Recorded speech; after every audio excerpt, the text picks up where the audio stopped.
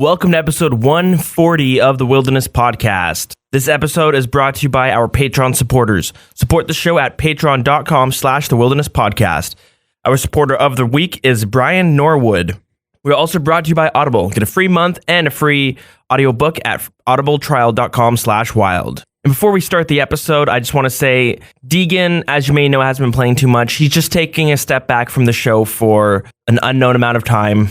He might return in a week. He might return in a month. He's just been busy right now with IRL stuff. It's nothing bad. There's no falling out or anything. Yeah, for the time being, we'll have some guest co-hosts for the show. I hope you enjoyed it because I did have a lot of fun this episode. There's a lot to talk about. A lot of big content came out and didn't come out. All right, let's just get right into it.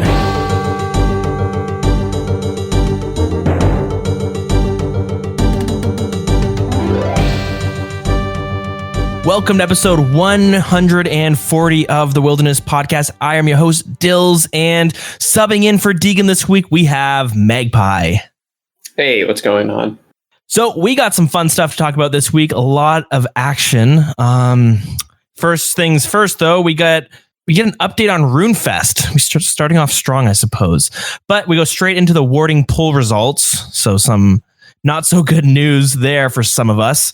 30, or I guess 66-33. Yeah, fair enough. for a third of us, it's good news. There's a handful, and then of course we have the big content. Is this the biggest drop of the year? This and Kebos, I would say, the two big ones.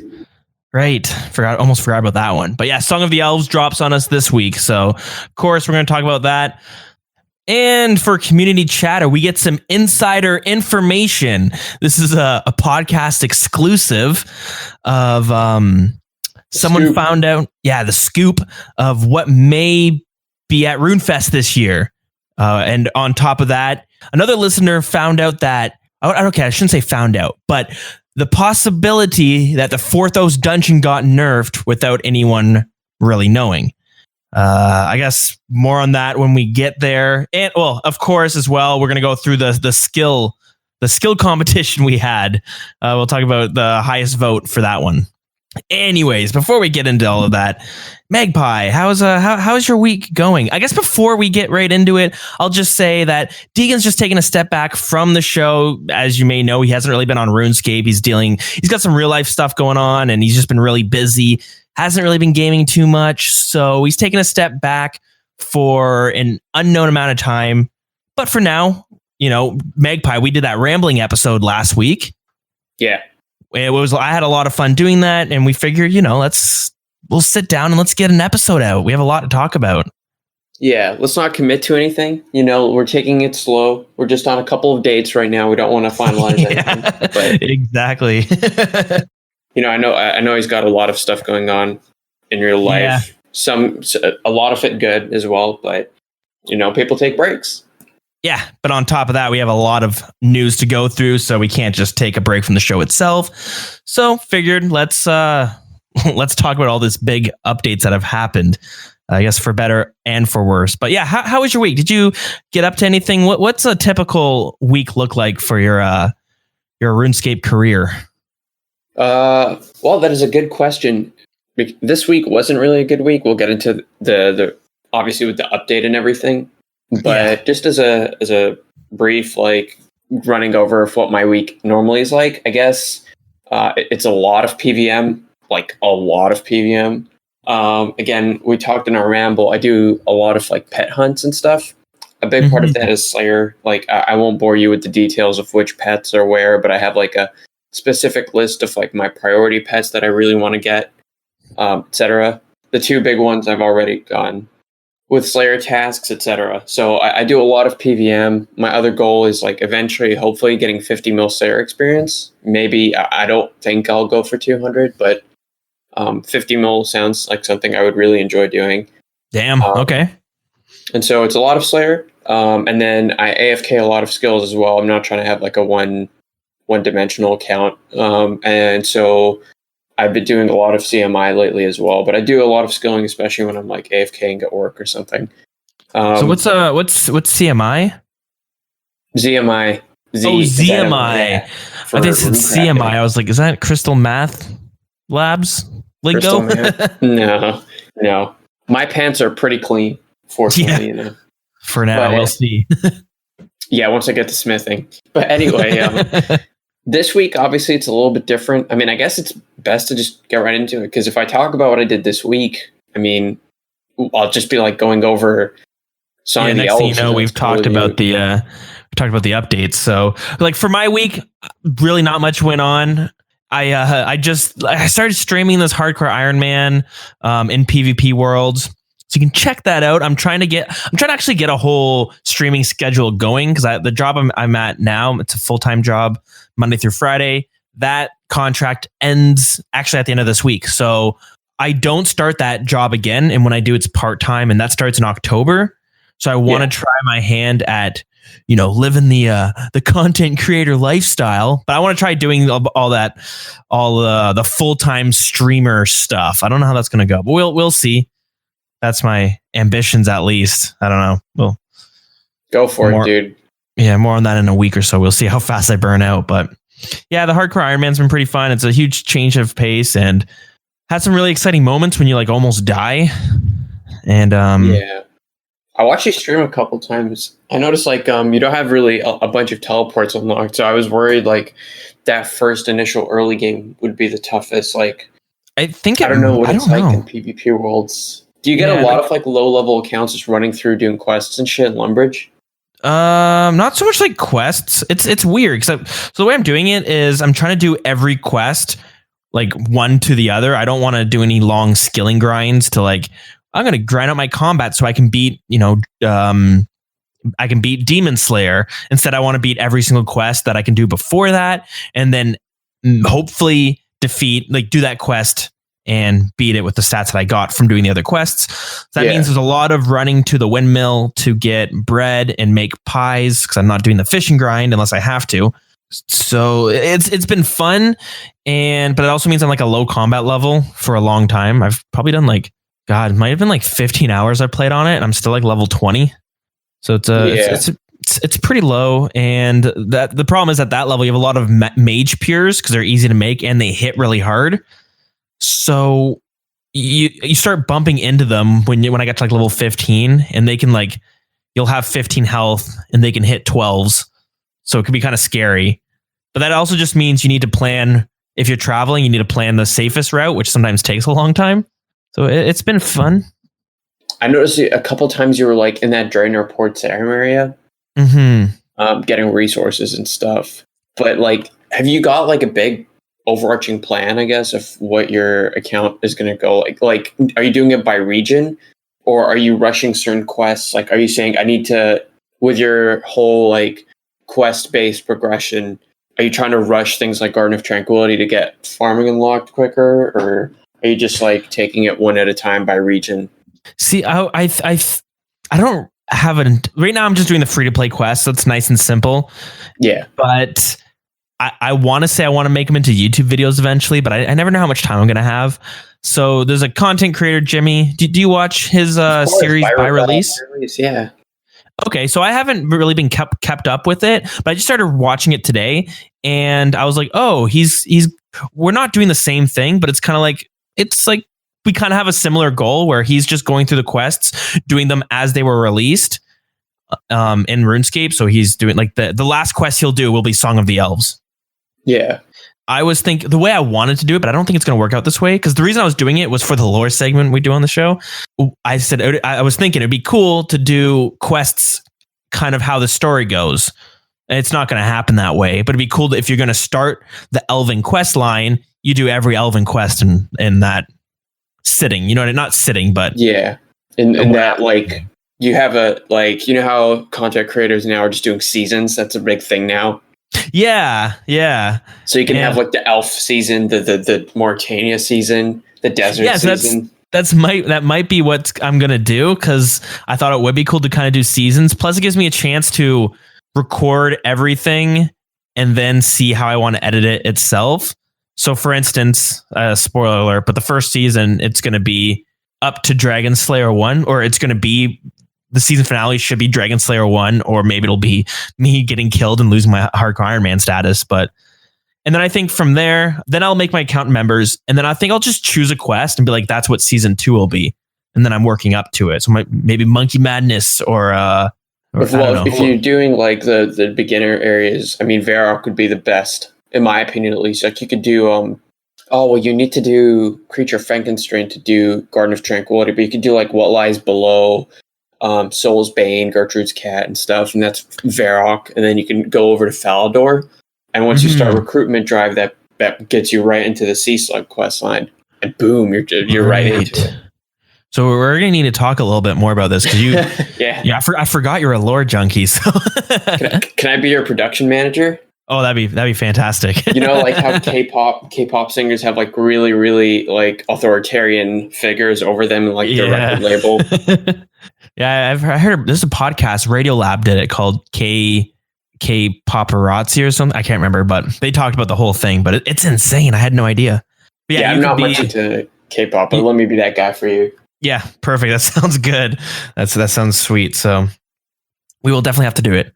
But as for my main, nothing too interesting, AFKing stuff. But really, the interesting stuff is something we should talk about. I guess right now. Let's hop right into the news. There's a lot to cover. You joined us on such a great episode, content-heavy episode. You know, I haven't read the news in so long, but we'll give it a shot. And if it doesn't work out, well, we know what we need to change for next episode. But let's start it off with the Runefest details that we got. So we got a dev blog that came out today, and then we got a dev blog that came out like last week. Yeah, like 10 days ago. But we'll just combine them together because we're not going to jump around. But yeah. So the Runefest theme was revealed, and the theme for this year is going to be Fossil Island. Last year, I believe it was the Fremennik. So like Vikings and stuff.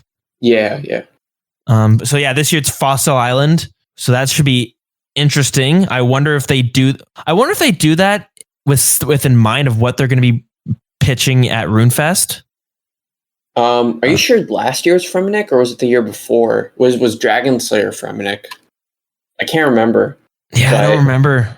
There are a lot of low-hanging fruit jokes about Fossil Island and RuneScape 3 being dead, so they're going to announce something there. But I'm not going to go into that. But does RuneScape 3 have its own Fossil Island, or is this like a purely old-school RuneScape theme? You know what's crazy is I just went to the RuneScape website like a couple weeks ago, and they have this new thing coming out where they're bringing dinosaurs into the game. Yeah, that's right. It honestly though, I was reading up on it and it looked pretty sick. Yeah, I'm sure what I'm picturing is a lot different than what actually got brought into the game, but you know, it seems cool. It's just one island, and on it, it's just squeals of fortunes just constantly running around. You kill the monsters for your for more chance to roll on it. Sucks for the Iron Men because they don't get it.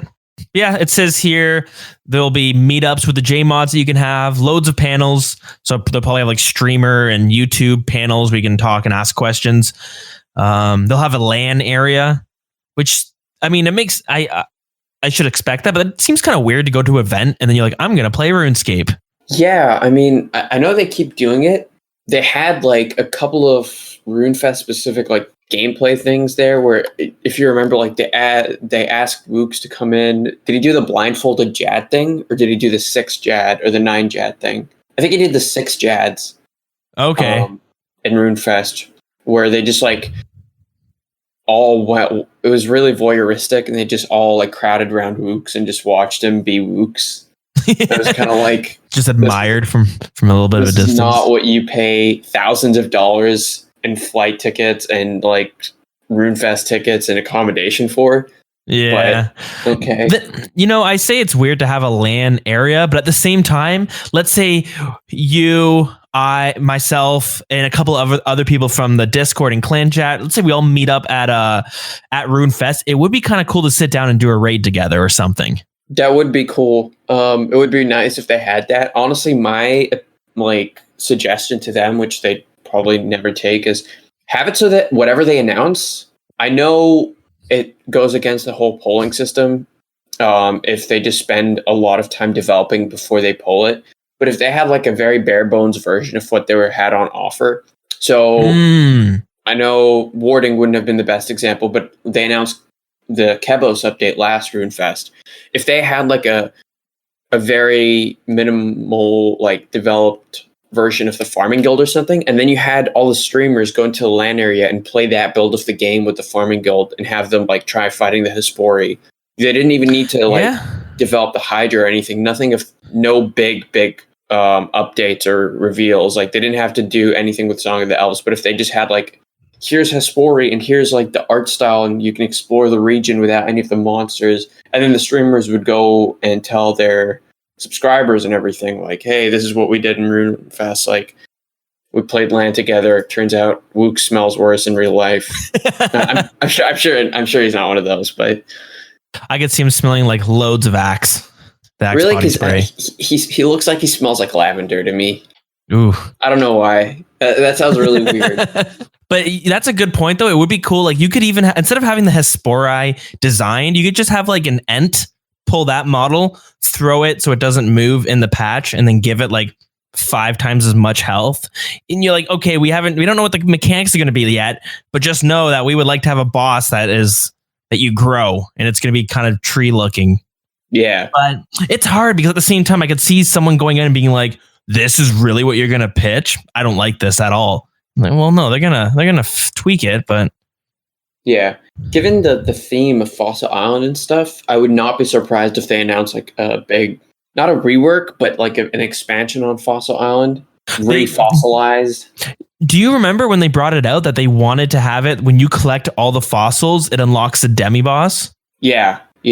So maybe something like that. I know that like it's kind of like the same path they took with Zaya, where they announced it. It was really big. Zaya was way bigger than Fossil Island when they brought it up. But they brought it out. It was really bare bones. People did not enjoy it at all. And then you've seen like not just the quality of life stuff they've changed, but they've constantly added. They talked about the whole like 4-phase expansion of Zaya and stuff. But on top of that, not only have they like added things like raids to Zaya and stuff. At first, it seemed shoehorned, which is what I think that's the parallel with Fossil Island. Like you could tell people were like, "Oh, raids is in Zaya. Of course it is. It's the new continent. They want something in there." Blah blah blah. But it felt like they needed something to market around Zaya, and for a long time that was raids and blood rune crafting. And I thought the same thing with Fossil Island, where Dragon Slayer 2 was so dependent on that area, and it felt like a big parallel between the two pieces of land that they came out with, Fossil Island and Zaya, and that they tried to first shoehorn updates in before they started working on it organically. And since then, you've got things like Forthos Dungeon and stuff. So I think that's what they're going to do with Fossil Island, where they put one big update in to just get people in, and then they slowly start building around it and expanding as they go. Yeah, and it kind of makes sense. Like, a lot of people probably don't remember the outrage that people had with Zaya, where they're like, it's so big and it looks so ugly and there's nothing to do there. Whereas now it's been like 5 years or so, but there's a lot to do. It's huge. Like I completely forget what it was like when it first came out. Yeah. So Fossil Island might be the same thing. But okay, cool. Interesting. So I wouldn't be surprised if we get some sort of announcement about Fossil Island, but I guess we'll have to wait and see. It could be RuneScape 3 related even. As it comes closer, I'm sure people will have like their own predictions on what's going to come out and stuff. People are going to think Raids 3. People are going to assume certain things, but who knows? Yeah. Maybe they come out with a new skill announcement, Warding 2. Another one, yeah. They're just really trying. But yeah, on top of that announcement, we got the Golden Gnome finalists. So some odd weeks ago, they had a survey where you can nominate your own nominees, I guess, for different categories. And now they've released the people that got voted on. And actually, I think you can actually vote on them here. I don't know if the votes are what's going to be who wins, or if it's just going to help Jagex know how the community feels. Because last time they did it, Jagex was like, we're going to decide who wins. You don't need to vote on it. You just nominate who you think. Yeah. But yeah, here's the categories. So the best new RuneScape video maker. So this is RuneScape 3, Dark World Order, Alium, Silenced, RS Galaxy Shark. Any of those ring a bell? Nope. Let's move on. All right. I might have to go check them out because, yeah. I know somebody who has a similar name to Eliam. I don't know if it's the same person, though. Yeah. Fair enough. So, best new old school RuneScape video maker, Jimmy, Lil Smokey, Only Trials, and Tedious. Do you want to go over them one by one? Sure. Like the ones I've only heard of is Jimmy and Lil Smokey, and I only know Lil Smokey from that one video he made that went, I guess you call it old school RuneScape viral. Yeah, well, that's exactly the same place I'm at, but I haven't checked Only Trials or Tedious at all, so I've never heard of them. But I'm gonna make a note because I'm gonna have plenty of time next week. In my opinion, if Lil Smokey, I mean, it feels like they're kind of riding the wave. It's kind of like when Designer came out with Panda, or when you get like those one-hit wonders. I could be doing him a big disservice. That's the only thing of his that I recognize. I don't even know. That's a rapper, I'm guessing. Oh, yeah. It was like big a few years ago. But what I'm saying is like Lil Smokey came out with the Swamplet Exposed thing. Yeah. I mean, we can address that later on in another category. But to me, it seems like Jimmy, in terms of his body of work and his like attention to detail in his quest series and stuff, he pips it for me just because like you can't make one viral video and be called the best new video maker, in my opinion. Yeah, I agree, but he might have series that I've completely missed.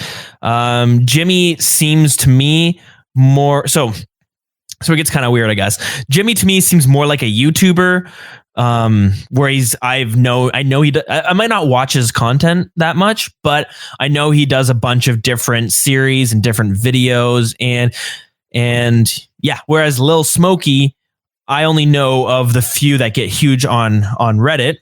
Oh, so he's had like multiple? Lil Smokey, I'm pulling it up here. He has 6 videos.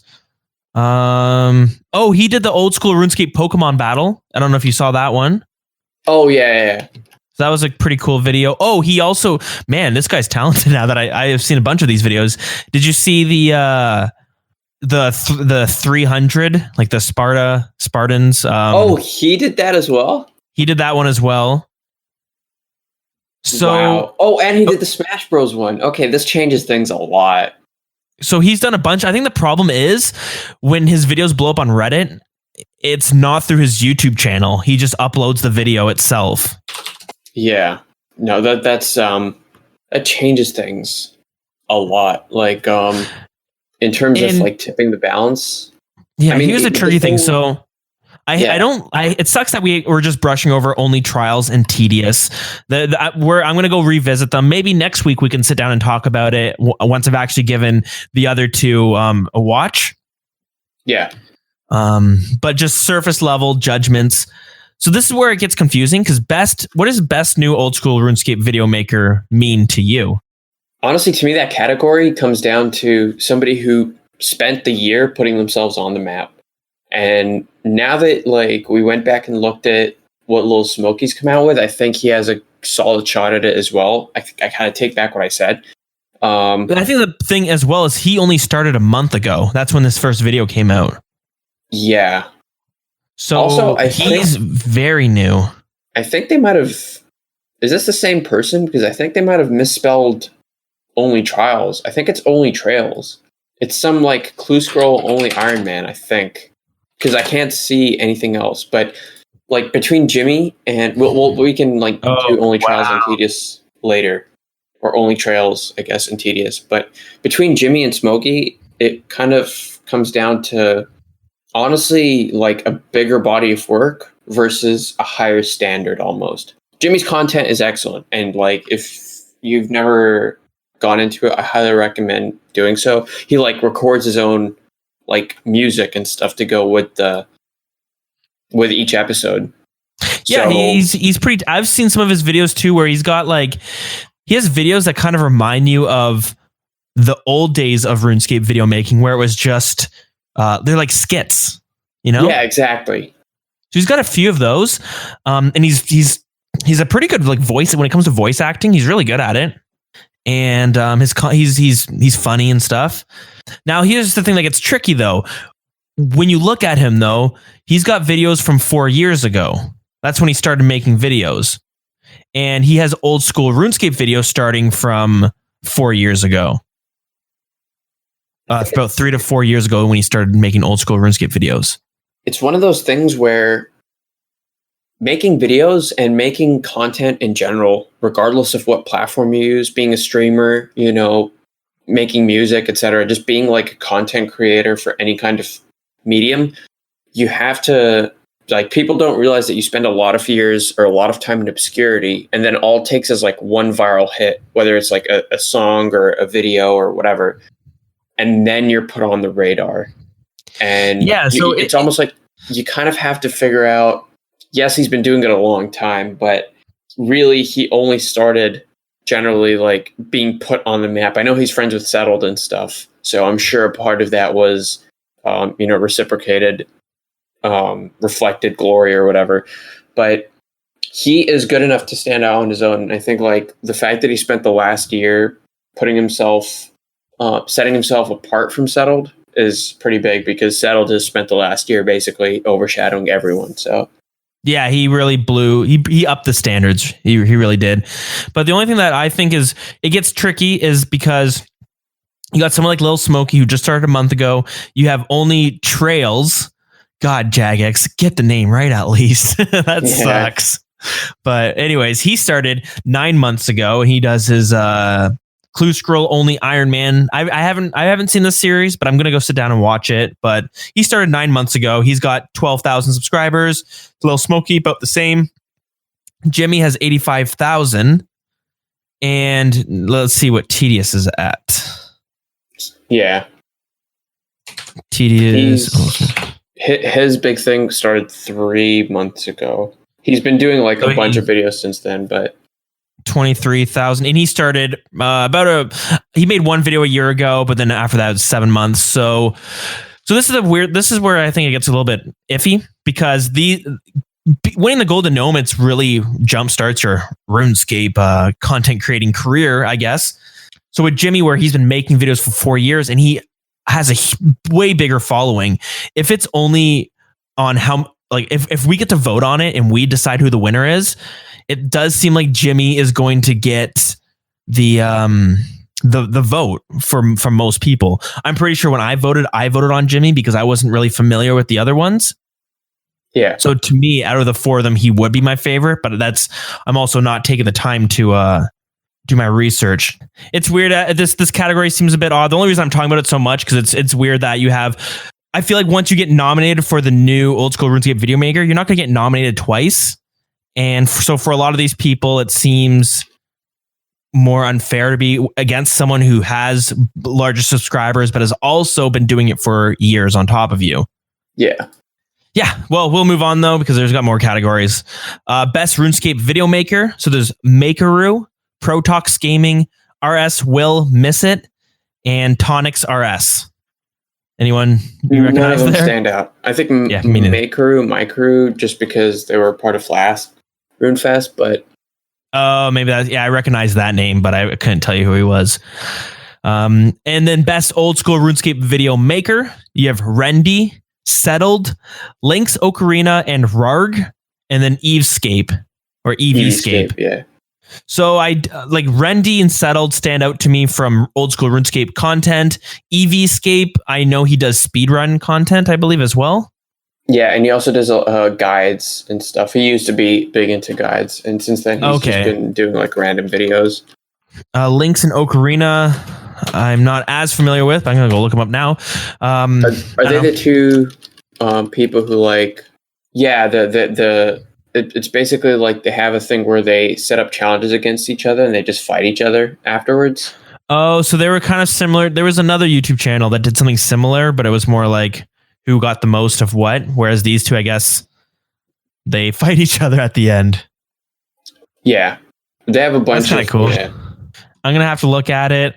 I really like Rendy's videos; they're unique. But then it's hard because Settled his He's really good at storytelling. I think this is settled to lose, in my opinion. And here's the thing that you mentioned, and like we brushed over it a second ago, and I like put it in the back of my head. And I think the thing that sets him apart is what you said, where he set the tone for the new quality. Like he set a new standard when it comes to quality. It used to be everyone was doing what a friend was doing, which was like no edits or anything. And I used to talk to Deagin about that, being like, that's so weird that, in this one game that's so popular and all these content creators, yet there's very minimal editing. Or if there is editing, they also have a shitty mic. So it's like, it's a weird dynamic, but yeah, I think this is easily going to go to settled. Like there is no way he's it's settled to lose. Like he basically took over the whole content creation for old school RuneScape. He made that into his own genre pretty much. This is settled world really and we're all living in it. Yeah, pretty much. He kickstarted the whole, so and so only Iron Man. You got Karamja, you got Zaya, and then Rendy kind of memeing on it, but also putting his own little spin with his potato only Iron Man. Yeah. Funny stuff. Settled inspired like so many memes. So much of the community follows like his whole concept now, and so much of the community like uses his practices in terms of making videos. But yeah, I mean, you have so many of those like meet Shitletics, my blast furnace locked rank 2 smithing Iron Man. Yeah. Anyway, dead horses aside. But it's rough because like someone like Rendy, where he has such a cool and unique video, it's something that I've never even seen when it comes to like other old school RuneScape videos. It's like almost like, hey man, it sucks that this is the year where your videos really blew up because it's competition's hot this year. Which brings us, I mean, we can put a pin in that. We can discuss it for the next couple categories. Yeah, let's do it. So RuneScape video of the year. You have RuneScape Historical Timeline, 1998 to 2018 by RS Will Miss It. Next, A Lot Has Changed, RuneScape 3 Series, Episode 1 by Dark World Order. RuneScape Telos Anime Opening by Carol Chan. And lastly, When RuneScape Players Go Farming IRL by Real Scapers. Again, I'm gonna have to watch these videos. Yeah. I'm interested. Yeah, I want to see what the best video of the year from RuneScape 3 could be. Yeah, maybe it would be good. I don't know. When it comes to RuneScape 3, I kind of just hide in the corner. I just realized something. Like, remind me after this next category. Obviously, like we won't be able to give RuneScape video of the year like the creators the respect they deserve because we haven't watched it. But like, stick another pin in that. Stick another pin in that for a second, and if we move on, if you'll let me backtrack, I just noticed something. Make a note. All right, and then the last category when it comes to video making, that's the old school RuneScape video of the year. You have $1,000 old school RuneScape Battle Royale by EVscape. You have I Locked My Ultimate Iron Man Account in Mauritania by Settled. You have the 18 Combat Fire Cape Journey by Rendy. And lastly, you have Swampaletics Exposed by Lil Smokey. All familiar names, obviously. Yep. That's funny, actually. They're all the same ones who got nominated, wasn't it? Yeah. And that's actually what I was going to say. Like, so, you just mentioned it, but have you noticed that each of the RS3 categories, all 4 nominations, except for RS Will Miss It, are different. Oh, and Dark World Order, I guess. So, but you have like Carol Chan and Real Scapers and a couple, like you have a lot of variety. And that jumped out at me because that's true. Of the year are all people who are nominated for multiple categories. And that makes me wonder, like, does the RS3 community have like a more diverse set of content creators? So I would almost say you might be right. I feel like when it comes to old school RuneScape, people, they kind of, I guess, bandwagon a bit on the top content creator, and they're good. Don't get me wrong. I watch them and I really do enjoy them, but it becomes a thing where if there's 8 categories, the same 4 people will be in all of them, right? Yeah. Well, exaggerated a bit, but my point I was trying to get at is like, I always try to find a way where I can slip in podcasting categories. I can, but here's something that I always thought was weird, especially starting the podcast, was RuneScape 3 still right now has 2 podcasts going on. I think they have more, but when it comes to iTunes and all the podcasting apps, they have 2 of them, and they've been going on for like years, and they're really good quality. The production value is pretty damn good, and they're not recognized. They're not really recognized that much, but they have the 2 of them. Whereas Old School RuneScape, the reason I wanted to start one was because there was no podcast for Old School RuneScape, which is weird because it's a way bigger community. And that's the thing is RS3, the player base is so much smaller. So how come they have so much more in terms of diversity for their content creators? Like, it's just weird that they can have more people making videos if there's less of them. Like, I don't know. Maybe it's because like the OSRS player base is more casual, maybe. So the content creators are just like you said, we gravitate towards the same bunch. Do we have like the AT&T and the Rogers and stuff of content creators here, whereas it's decentralized? Is this going to be an economic talk all of a sudden? Yeah, I mean, makes a good point, but at the same time, it could be also that since the community is smaller for RuneScape 3, they're much more like the smaller channels are recognized, whereas Old School RuneScape, there's 25 buttholes. I'm sure you've seen his videos. No, but it sounds familiar. Okay, well, he started doing these like little edit videos where they're kind of memey, but he was really good at editing. And he's had a bunch of videos kind of blow up, and there's some of his videos that I think are hilarious, but he's not doing these like crazy series. He's not doing like, I'm going to take this really serious. It's always him just dicking around. But point is, he's really good at his editing. I would say Lil Smokey reminds me very much of 25 Buttholes, but Lil Smokey maybe better on the editing, but he's newer. Anyway, my point is, I've never seen 25 Buttholes ever nominated. And there's other. I mean, with a name like that, come on. Yeah, that doesn't help as well. But you have there's tons of YouTube creators that. Yeah, where's the Noob Show Lifetime Award? Have they given one out yet?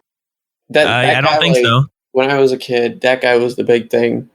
Yeah, I don't think I ever watched it, but maybe I have. I don't know. But I've heard people. He's big enough that I've heard of him before. No, yeah, you probably have watched it. But anyway, back to like video of the year.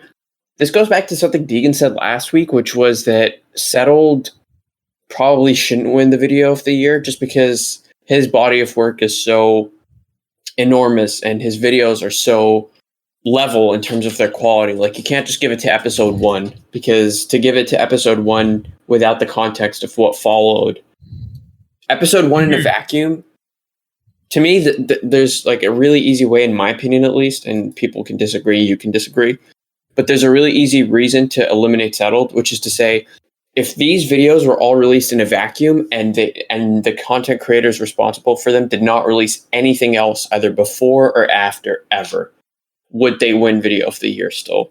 Yeah. Okay. That's a good point.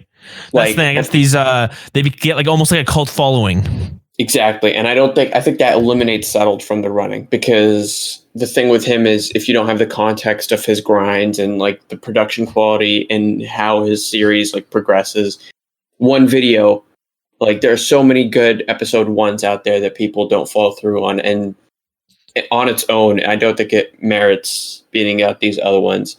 The big question to me is between Rendy and Lil Smokey. Like, Swampletics Exposed was the best production quality I've ever seen in any kind of OSRS video ever. Yeah. Yeah, I completely agree with you there. But I will say with Rendy, his was one of the most interesting videos I've ever seen for when it comes to Old School RuneScape. And I'm not normally, I don't normally like watch those gimmicky like low combat series, like the lower the better. I've only ever really sunk my teeth into the Fire Cape journey. But that being said, the knowledge he had, the way he laid everything out, it's a different kind of high effort than Lil Smokey. Lil Smokey, you could tell, put a lot of effort into the Swamp Athletics Exposed thing. That takes nothing away from the fact that Rendy put in a comparable amount of effort in a different way, just by his game knowledge and his preparation and stuff. It's almost like if we were to like real life stuff, Lil Smokey had the book smarts, whereas Randy had the street smarts. I say that he knows his production stuff, and you could learn that, taking some courses and just practicing and stuff. Whereas Randy's knowledge, I don't even know where you would go to learn that, because he knows how to glitch the game out in 10 different ways. Yeah. It's like the whole talent versus hard work thing. You have the prodigy versus the hardworking machine. Mm-hmm. So both of them are very creative. It's gonna be a tough one, I think. And I think it sucks that only one of them can win in a bunch of these categories. But one of them can win only. So who is your pick? That is the question. See, that's the tough one. I voted and I don't remember who I voted for. Oh, that sucks. Whoever wins, I'll just say I voted for them. Yeah, exactly. So let's move on to the streaming awards. Best new RuneScape streamer: Dylan Lagoon, Fox Tickles, Load Fix, and RS Nate. No fucking idea who any of those are. Okay. Same. I'd say I'd go check them out, but the only times I check out RuneScape 3 content is when like a big new boss comes out and I want to see what's going on. Yeah. But best new old school RuneScape streamer, we have Aiza, ex-mod Aiza. Yep. It's Will RS, Roy D, and Exactors. Exactors? Exact RS. Right, of course. So Aiza obviously was ex-mod Aiza. It's Will RS. I'm not too familiar with. Yeah, the two that stand out, obviously Aiza for me and Exact. Exact is my pick. Why the hell can it, like, how can a former JMod win best new OSRS streamer? Like, I know. Where's mod Matt or ex-mod Matt K? Was Kemplos? Yeah, exactly. Where's Matt K? Because his content is way better than Aiza. I enjoy watching him more. Yeah, I like watching him too. He's got a much more. I love I don't know if you've seen the videos of people editing his stream, his webcam, onto like really good PvPers. That is pretty good. Wait, have you seen the one where it's like him doing that accuracy clicking thing? Like, I think it was just posted on Reddit where someone did that with like the accuracy click thing. I think, okay, is he PKing? No, it's like this program that measures your accuracy in clicks. Okay. I haven't seen that video, but I've seen ones where it's him PKing. Well, he's not actually PKing, but he's like doing something else, and the dude's just like clicking nonstop, and Mod Matt K is just, or ex Mod Matt K, he's sitting there just like reading chat, and he's like, "Hey, how's it going? Just gonna let me just get the kill here and done." And it shows the guy like spec him out. Do you like that? Yeah, let me find that. Someone actually put it in the videos Discord channel. So yeah, we will see about the new OSRS streamer. I'll have to go back and check the other two out. Maybe we'll do more of analysis next week, depending on how the news looks. Yeah. So best RuneScape streamer, I trolled you, the RS guy, Wazy or Wazy, and Makeru. Makeru is the only one I recognize because he must have been nominated before or something. I recognize the RS guy as well, but that's from another nomination, like last year or something. Yeah. And then there's best old school RuneScape streamer. You have Spark Mac, Mr. Mammal, Foe, and Sick Nerd. See, I don't understand how they decide who gets nominated, who's like who's able to win, because there's so many big old school RuneScape streamers. Like Bodhi, I am almost certain is the biggest streamer, right? Old school wise, yeah, obviously. Yeah, biggest old school streamer. But he's not on here, so it kind of marks a changing of the guard almost, because those guys that we associate with, Bodhi, Wooks, etc., they're probably, I mean, they're still in the game and everything, but it's not so much they had a down year, they just did not do enough to kind of solidify their position at the top compared to other content creators that came out. And I'm wondering now if we're moving away from streamers and into high quality YouTube videos again. These things are really cyclical. I mean, back then it was YouTube videos, and then streaming became big, and now it's like we're moving back into videos. For me, Foe is the only person there who like really stands out. Sick Nerd, obviously, also really, really good. I personally just enjoy Foe a lot more because he's way more positive. I mean, Sick Nerd is a nice guy and everything. Like, I'm not saying this is a knock against Sick Nerd. I just happen to enjoy Foe on a personal level more. No, I can see what you mean. Whereas I'm not taking anything away from all these streamers. Well, part of it. So the reason I think that they don't have like Bodhi in this and some of the other big names, I think they're kind of like, all right, obviously they're like top streamers. There's no point in them winning every single year. Let's just take them out of the running, or maybe they've won before and now let's bring up someone else. Anyways, I agree with you. I do enjoy Foe out of the most out of them, but for me, it seems like the rest of them are a little bit more turned on. And I'm sure they're all kind of like, sorry, hold on. Let me rephrase that. It just seems like they're like watching porn or something on the other. No. What I mean is, with Foe, he seems, if I'm watching it, he just seems like he's just a dude gaming, hanging out. He's just being himself. Whereas the other three are they're more aware that they're entertaining people. So they have, they have their entertainment personality turned on. Yeah. That makes sense. Yeah. They're more for show almost. Yeah. I'm sure that's who they are as well. I'm not saying they're not being it. On a base level, Foe just comes off as more authentic to me. That's totally fair as well, yeah. To me... But they're all good. I used to really like watching Mr. Mammal and stuff. And yeah, I would pick Foe, in my opinion. But again, that's my opinion, and you might agree with me, you might disagree. But if I could understand why any one of these would win. Like, I wouldn't argue it. Yeah, that's fair. Did they have an art award category last year? Yeah, they did. Because I remember they had somebody so the RuneScape 3, again, what you were saying about earlier, how RuneScape 3 almost has more, what's the word? Diversity? Well, diversity, I would say.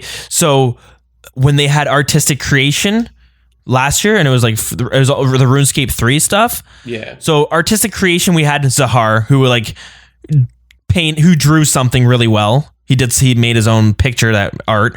But then RuneScape 3, their creators were like making a pop-up book. Yeah. And another person made like a sculpture. Like they weren't just doing some sort of painting or something. They were being a little bit more different. So I don't know. Anyways, best new RuneScape artist, you have Brassica Prime, Willowway, Grommy Art, and Encoro. Silence. The only one I recognize is Grommy Art because he worked on the Matt K one.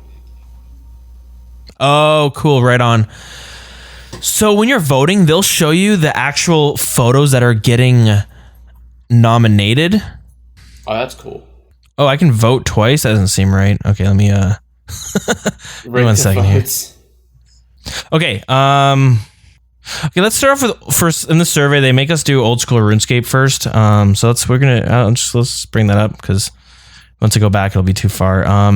Best new old school RuneScape artist, Anki, I think is how you pronounce it.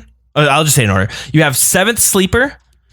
He does a SpongeBob comic, but with the RuneScape theme. Yeah.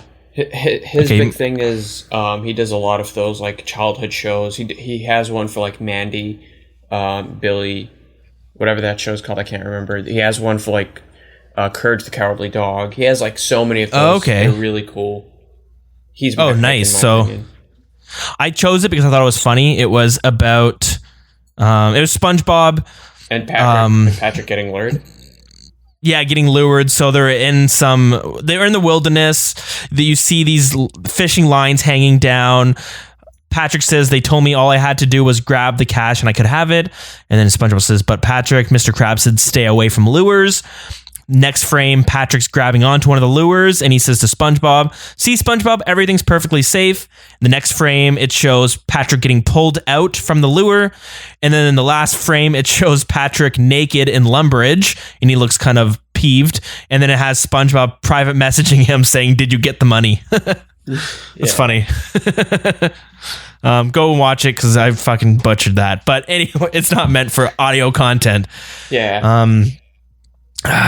Next, you have Lazy Slav, who has a cool cartoonish drawing of two PKers fighting, or a PKer fighting a PVMer.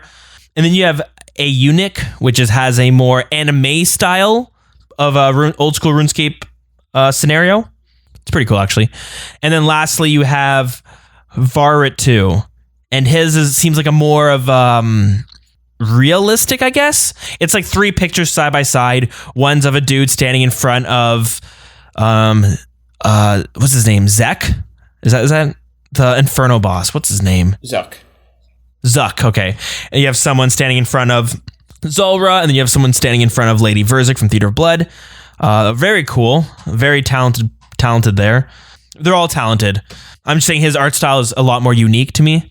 So next we have Best Artistic Creation.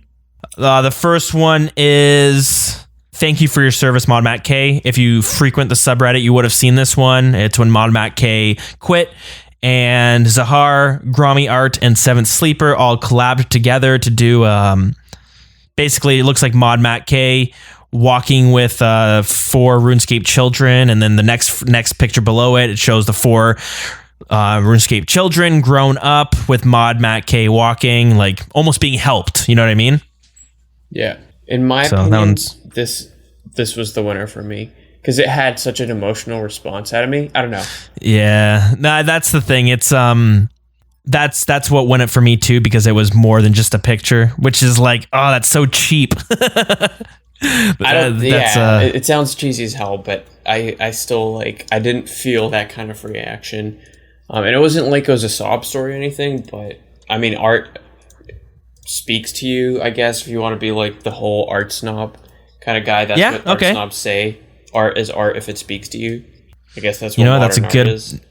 That's a good point. And this is a picture that I would have this framed in my office, and I would look at it and, get a little tear. They had the same with Mod Aiza with him home teleporting. Yeah, I saw that one as well. God, those bastards making me feel things for a goddamn game. Next is Fishing at Barb Village. This one was just, I guess, creative. It's a picture of, you go to Barb Village, you see 300 people all fishing the same spot. This one just had like 6 people morphed into one person almost. Does that make sense? Yeah, it tries to show like a realistic depiction of what it's like, but everyone being like jumbled up over each other. So that's Club Peter Fishing at Barb Village. Honestly, the only reason I didn't vote for this one is because it would have been way funnier if he just had like fishing levels typed over someone's name or something. Oh yeah, that would have been really funny. Too true. The next we have is the Corpcula Sculpture by Mage Nixie. This one's cool. It's clearly a RuneScape 3 artistic creation, but this one is like, it's unique. It's a actual sculpture. It's not a picture, and it's of a dinosaur that I assume might have came with that new update we were talking about earlier.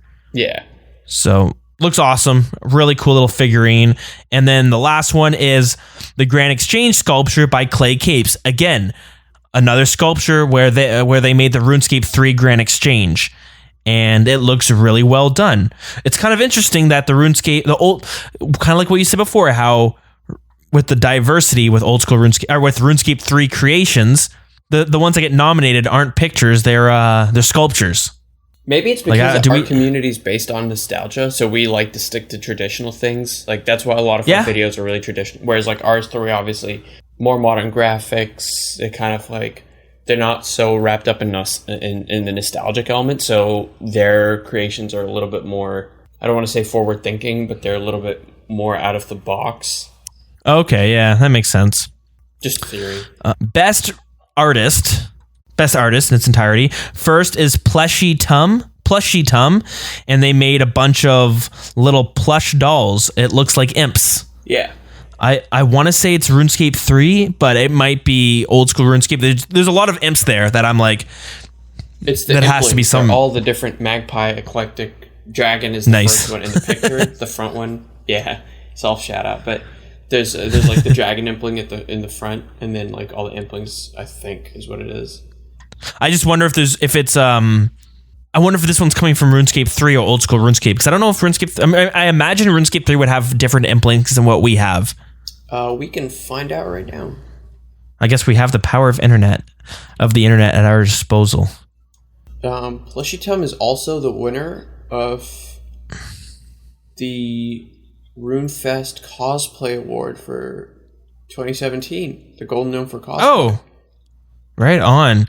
So it does look like this is a RuneScape 3 creator, just in the fact that I'm seeing the Crystal Impling, which is the in Royal RuneScape Impling, 3. yeah. They have a few Implings that I don't think exist, or if we do have the Crystal Impling now, I can't remember. That would have just came out. Yeah. God, dude, when we think we're getting new shit, half the time it's already in RuneScape 3. We can it's kind of funny, isn't it? Yeah. So next on the list here is Zahar with a bit of a comic of it's two people doing Theater of Blood together. One person ninja loots it. That's a World of Warcraft term. They grab it and they log out. And then it shows at the end that the other person purchases a chair and a rope. So God, that got dark pretty quick. And then you have Dagna, which is the artistic creation of what it would look like if with people using Oddbury and Varrock to get to the Rune Essence mines. Yeah. And then lastly, it's God of Onion with his Prif Dina's login screen for old school RuneScape. Dagna also released he does a lot, or I don't know if it's a he or she. They do a lot of high fidelity artwork. They have their own unique style. So I guess it's more of a stylistic thing between them and Zahar, because they both have really, really comprehensive portfolios at this point. Okay, yeah. But that's it. We brushed over this, or I think we just fully on ignored it because it wasn't in the survey. Weird. Best new RuneScape artist: Brassica Prime, Willow Way, Grommy Art, and Enkoro. Unfortunately, I can't actually even tell you because for some reason it wasn't even in the survey. Did you vote as just an OSRS player or RS3 player?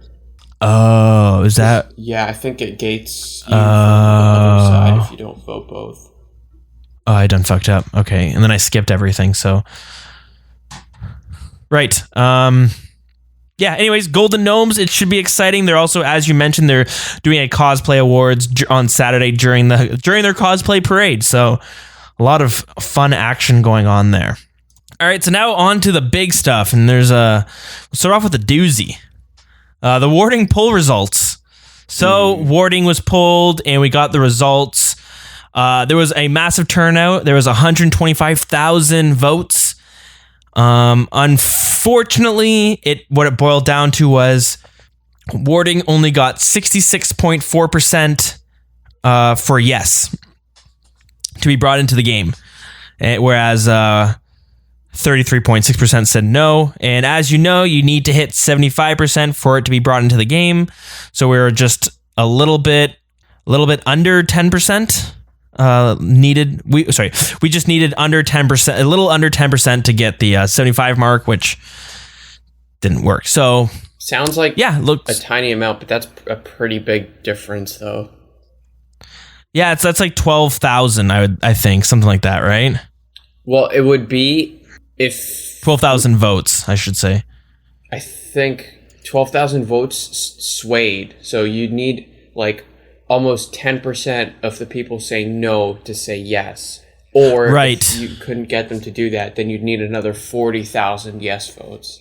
Yeah, okay, that's right. So it is a big number when you really get into it. But yeah, so warding does not look like it's going to be brought into the game. If I'm not mistaken, when we did our little ramble episode, you said you were very much for warding? Yeah, I think we were both for warding, but in my opinion, it's good for the game if it doesn't come out, because clearly there were some underlying issues. I said that I said warding was good for the game, but with the results in mind, I think warding still is good for the game, but it's good for the game that they are listening to the poll and like respecting that, if that makes sense. Like, it's good that it's not coming out because clearly it divided the community. There were a bunch of underlying issues that needed to be solved with warding that I was willing to overlook that other people weren't, and that's fine, and they're entitled to view warding as a flawed concept because of that and vote no because of it, which they did. So even though I know we're both pro warding here, like, the fact that it was so divisive, the only problem I had with the polling system is the number of people who just like spammed votes with their alts, which to me undermines the whole polling system. Because I saw like somebody mention somewhere that they hopped on like 3 other accounts to vote no on their alts, and I know like somebody did 12 or something, and it almost became like a competition to vote no on as many accounts as possible. But when you think about it, because of the 75% requirement on everything, that means that 1 no vote is as strong as 3 yes votes. Yeah, that's you don't think about that.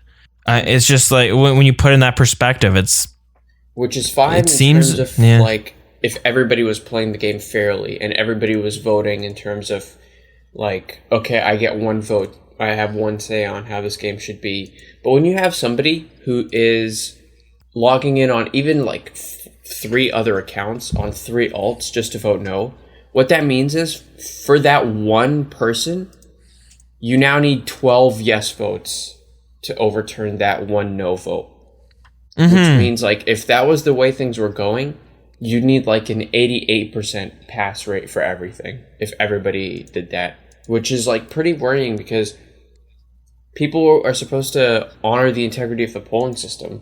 And I'm not saying like I have a fix for it. It's a tough problem, but I don't think you should be able to vote on multiple accounts like that, because the entire point of the polling system was to take a feel for the community. And when you're skewing the results in your favor because you like something or dislike something, you're not allowing the polling system to work the way it is, or the way it's meant to be. It does get tricky, and also, like, I see this a lot with Reddit, where people will jump on a bandwagon. Like, you can get, I'm saying anyone can, because sometimes I fall in this trap too, but you can get swayed very easily. And I saw that a lot with Song of the Elves, where people were like, this is my opinion. And it's like, dude, you probably would not have noticed this unless, like, you probably didn't even think about it twice until you came to Reddit and saw this one person pointing it out and all these other people joining in. Yeah. So, if you have someone with like some sort of influence, like a streamer, YouTuber, maybe podcaster, but they could say like, go out there and vote no, or go out there and vote yes. A lot of people would be like, you know what, I'm taking this guy's opinion. I wasn't going to vote, but I'll do it just because he wants me to. I know when the partnership poll came out, there's people in the clan chat, they were like, what should I vote? And it's like, well, you should vote honestly how you feel. I can make some arguments on like about my side of things, right? Yeah. So there's a lot of people like that, and there's a lot of times where I'm like, I don't know what to vote, so I'm just gonna skip.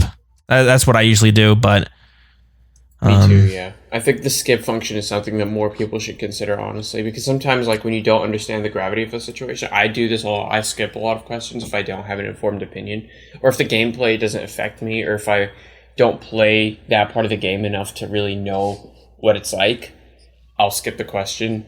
Yeah. That being said, I mean, for warding, the results page as well, they say, we know you're curious about what the next steps are. We need to establish that exactly ourselves. And they're going to do more digging into whether there's a general appetite for a new skill.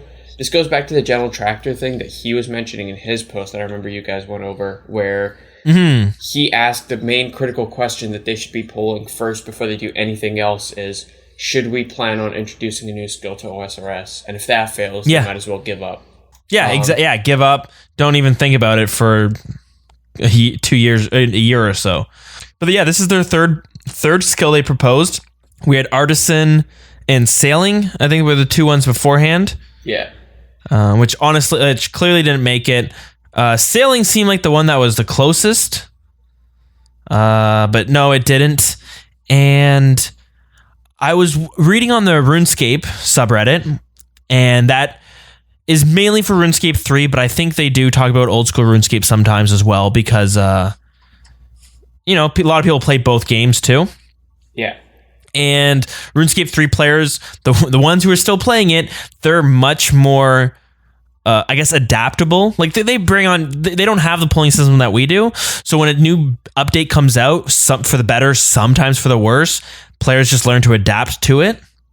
Yeah. But I heard them discussing warding not passing, and I read a fair point that I don't know how true it is, because I never really played RuneScape 3, but if someone out there is playing RuneScape 3 or has been, you'll probably know whether this is correct or not. But they said the tricky part is with old school RuneScape is that we don't want a skill brought into the game unless it's like fully fleshed out.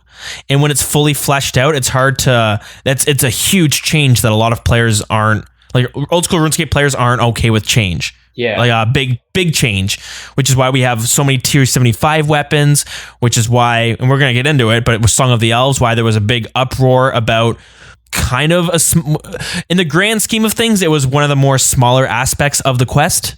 And that's what tons of people were just talking about all week. Mm-hmm. We want to, old school RuneScape community, we as the community want to see a skill, and we want to see it fully fleshed out. But at the same time, that's very overwhelming for the game.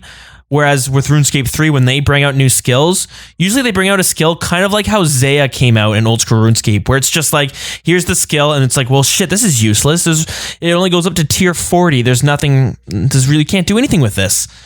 And then over time, they start introducing more to the skill, because they can kind of feel out where the skill should be placed. Yeah. And over the course of like a year or two, they can start dropping more and more content to it. So that's what they had argued. Like, this is what happens in RuneScape 3, and that's how it should happen in old school RuneScape. But the community's not, they look at it and like, well, that's a useless skill. Why would we bring in warding if there's only 3 outfits you can create? Yeah, here's the thing as well, is a lot of it came down to the high level community not wanting to lose their max capes, not wanting to devalue their total levels, etc., which I thought was pretty disheartening, because Jagex is clearly trying to grow the game, and the high level community is a big part of this game. And if there's any community out there that they should cater to, it is the high level community, because that's the reason why we have this game. Because the high, like I won't go into it too much, but we have old school RuneScape because the people that are now high level demonstrated that they're committed enough to the old version of the game to basically make this old build feasible all the way back in 2013. That being said, I just wish sometimes they would realize that they're ultimately hurting themselves in the long run, because their whole argument is twofold, where it's we don't want our skills devalued, we don't want our total worlds devalued, our max capes, etc. We're going to have to do that grind, etc. But the other thing they say is, we don't want this turning into RS3. The problem with that is, I think they are turning it into RS3 just by trying not to. Almost in a weird, inverted way, they're actually accomplishing what they're trying to avoid, because when you don't introduce new content in the game, and we brushed over this like in our ramble last week, where RS2 at the time came out with a bunch of skills during the golden age of the game, and the biggest period of growth was marked with the most number of skills that came out. Yeah, okay. And if you don't constantly bring in new players, eventually the player base that you have will slowly die out. And when that happens, you don't have enough people to share your accomplishments with. It doesn't stand out as much. You're just going to be walking around like you are in RS3, where it doesn't matter if you have a max cape, because everyone else does, kind of thing. Yeah. Luckily, we're not quite there, as in like there's like maybe 7,000 people with it, but it's so hard, because I can see both sides of it, where a new skill with a game could be so like revitalizing for the game, but at the same time, like, do I personally want to train a new skill? I mean, not really. If I got my eyes set on, hopefully one day maxing, a new skill just makes that more hard for myself to accomplish. But that's like me looking at it selfishly versus selflessly, I guess. Yeah, but on the other hand, the fact that there's a new skill, two friends of mine actually just got close to maxing, where they're planning on maxing together. They've put in so much time, they've burnt themselves out maxing. It's a really big grind. So definitely. The last thing they wanted to see, obviously, was a new skill. I don't know if they voted. Actually, I know one of them voted no because he didn't like the AFK Bible element of things, which, I mean, credit to him for not just using his maxing as an excuse, but, like, even if it's going to make your maxing grind take longer, ultimately it will make the max cape more valuable because you'll have to sink in more hours to get it, and you'll have to show more effort and commitment to getting it. So ultimately, if you can get past the 99 warding requirement to get the max cape, it'll mean that your max cape is that much more special. Yeah, and that's fair, and also the fact that it does open the doors for more content down the road as well, where they have more options. And I really like what you said in the Rambles episode about them having they should revisit magic combat before introducing this new skill. Yeah. And I think that would be a great idea because I would love to see more magic gear, and I don't want to just see. What I liked about the warding pole is that some of the gear was cool. Like I liked how one of the armor sets made it so you casted spells one tick faster. That was cool. I mean, I thought that was unique. I don't know what that would do to the game, but I thought it was an interesting perk to bring out, I guess. Yeah, and that's one of those things where I would have actually enjoyed trying to see, okay, will this be a massive like power jump? Will this be really bad for the game? I don't know, but hey, let's give it a shot. Worst case scenario, in the beta test, it turns out to be overpowered, but that's why we beta test and stuff. And then we can say, oh, this was like the worst thing that ever came out. Oh my goodness. No, but we can just like figure out that, hey, we tried this new thing. We tried changing the attack speed of certain things, and either it worked or it didn't. Now back to the drawing board. But the main thing is now going back to the drawing board. Wait. Pretty much, but yeah, then they're probably gonna be like, well, shit, where do we start again? So yeah, exactly. It's a tricky one. I think we might hear more about it at Runefest, or at least we should get an idea of what direction they want for the big updates of the year, because we did lose one. They do 3 big updates every year, and we lost one of them. So it's I think it's the first time one of the Runefest reveals didn't pass the polls. And that's fine, and I'm glad they took it so well, where they just thanked everybody for participating, they thanked everybody for making their voice heard. I mean, that's way better than like the way the other poll, the partnerships poll went, but it's also good that they're, willing to, I don't want to say concede defeat, because then it sounds like it's Jagex versus the players, but they're willing to basically respect the poll and realize that they need to go back to the drawing board. Yeah, and I'm sure if there's anything they would want to add as a non-polled update, warding would be it. So it is awesome that they're like, all right, fuck it, let's this is how it works. So sometimes it's for the better, and sometimes in Jagged's eyes, like, oh well, we lost a big content this year, so yeah, it happens. But we, about a week ago, we saw the other huge update of the year. I guess our last one until Runefest, but that was Song of the Elves.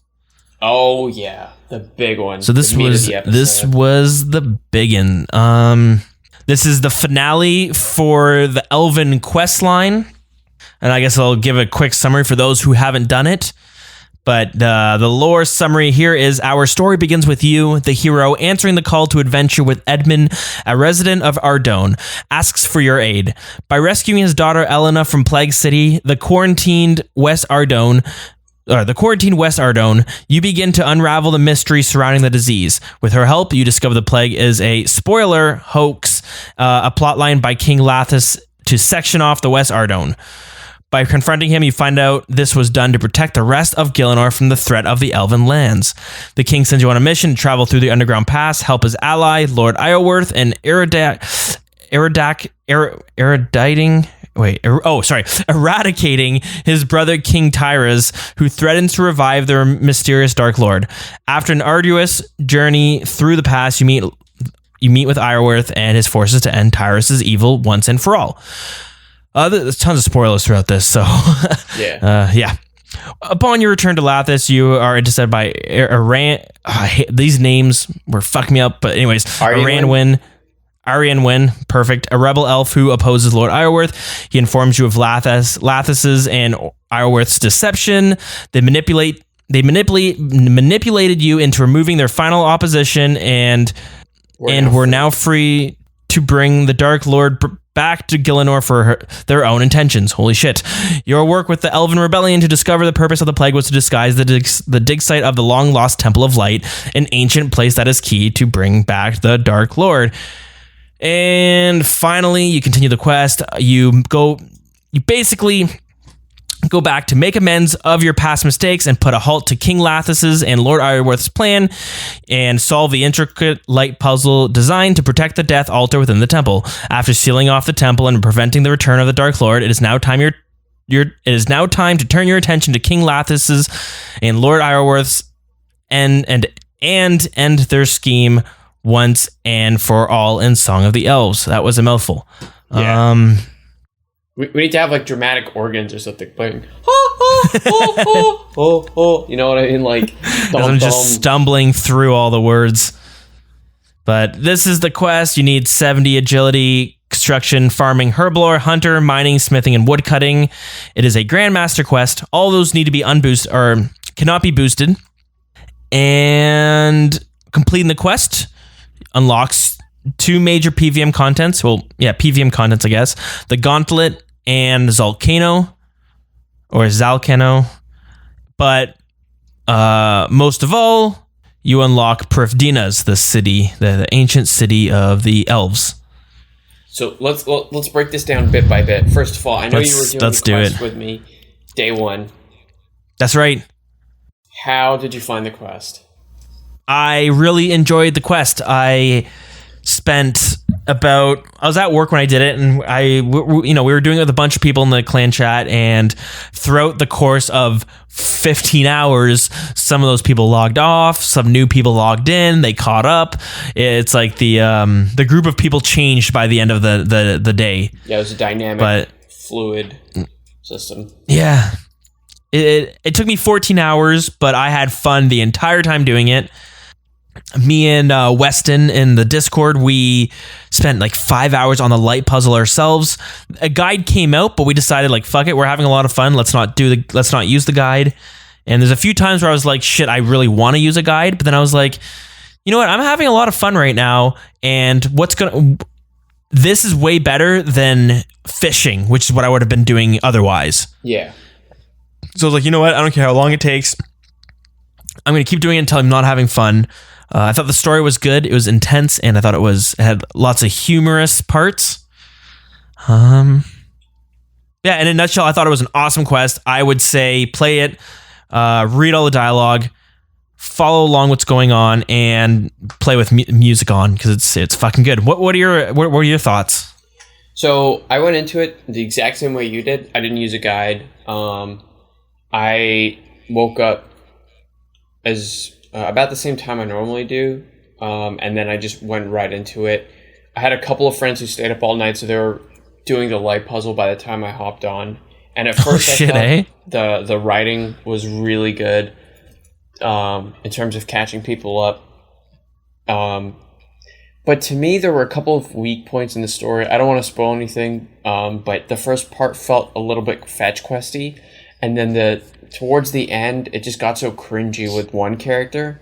You know, the guy who's always like on your ass the whole quest, who's like, "Oh, why should we trust this dude? He's not even an elf." Yeah, like I don't trust him, and just like it just became really, really tiring. It just seemed like edgy teenager stuff, but it was a bit of like a shallow character. Yeah, where it's like, we can't trust this dude, and then you're like, wait a minute, maybe we can't trust you. And oh my God, look at all these twists thrown at us, but they're not really twists because you had, I didn't care about that character too much. Yeah. And I know exactly what you mean. Other than that, it was a great quest. I liked the light puzzle. They said it was going to be like way, way worse than Morning's End Part 2. But I think that the puzzle itself was longer, but it was way more enjoyable. I think they did really well to figure out like where the puzzle element, the fun parts of the puzzle should remain, and take out all the fluff. So you don't have fucking asshole like shadows attacking you the whole time like Morning's End Part 2. Stuff like that. Yeah, no, that's it was. I totally agree with you there. I had sound effects on, which the music sounded so good entering the grand library. That's what it was. Yeah. Aesthetically, the library was really nice. Yeah, I loved how, because you have to shoot the light beams, and sometimes through multiple levels. I loved how you could see below you where the light was going. Yeah, that was a big change from Morning's End Part 2 as well. It just felt like they modernized the whole light puzzle element, which is nice, because if it was just Morning's End Part 2 like mechanics again, it would have been really annoying.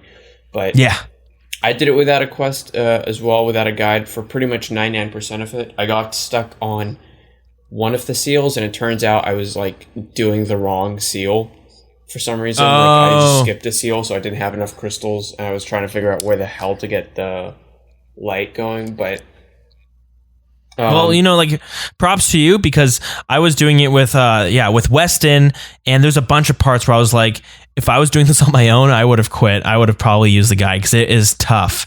And there's a few times where I was getting frustrated trying to figure things out. You could get lost so easily. There's a few times I had to backtrack just because I was like, shit, I forget where I am in this giant area.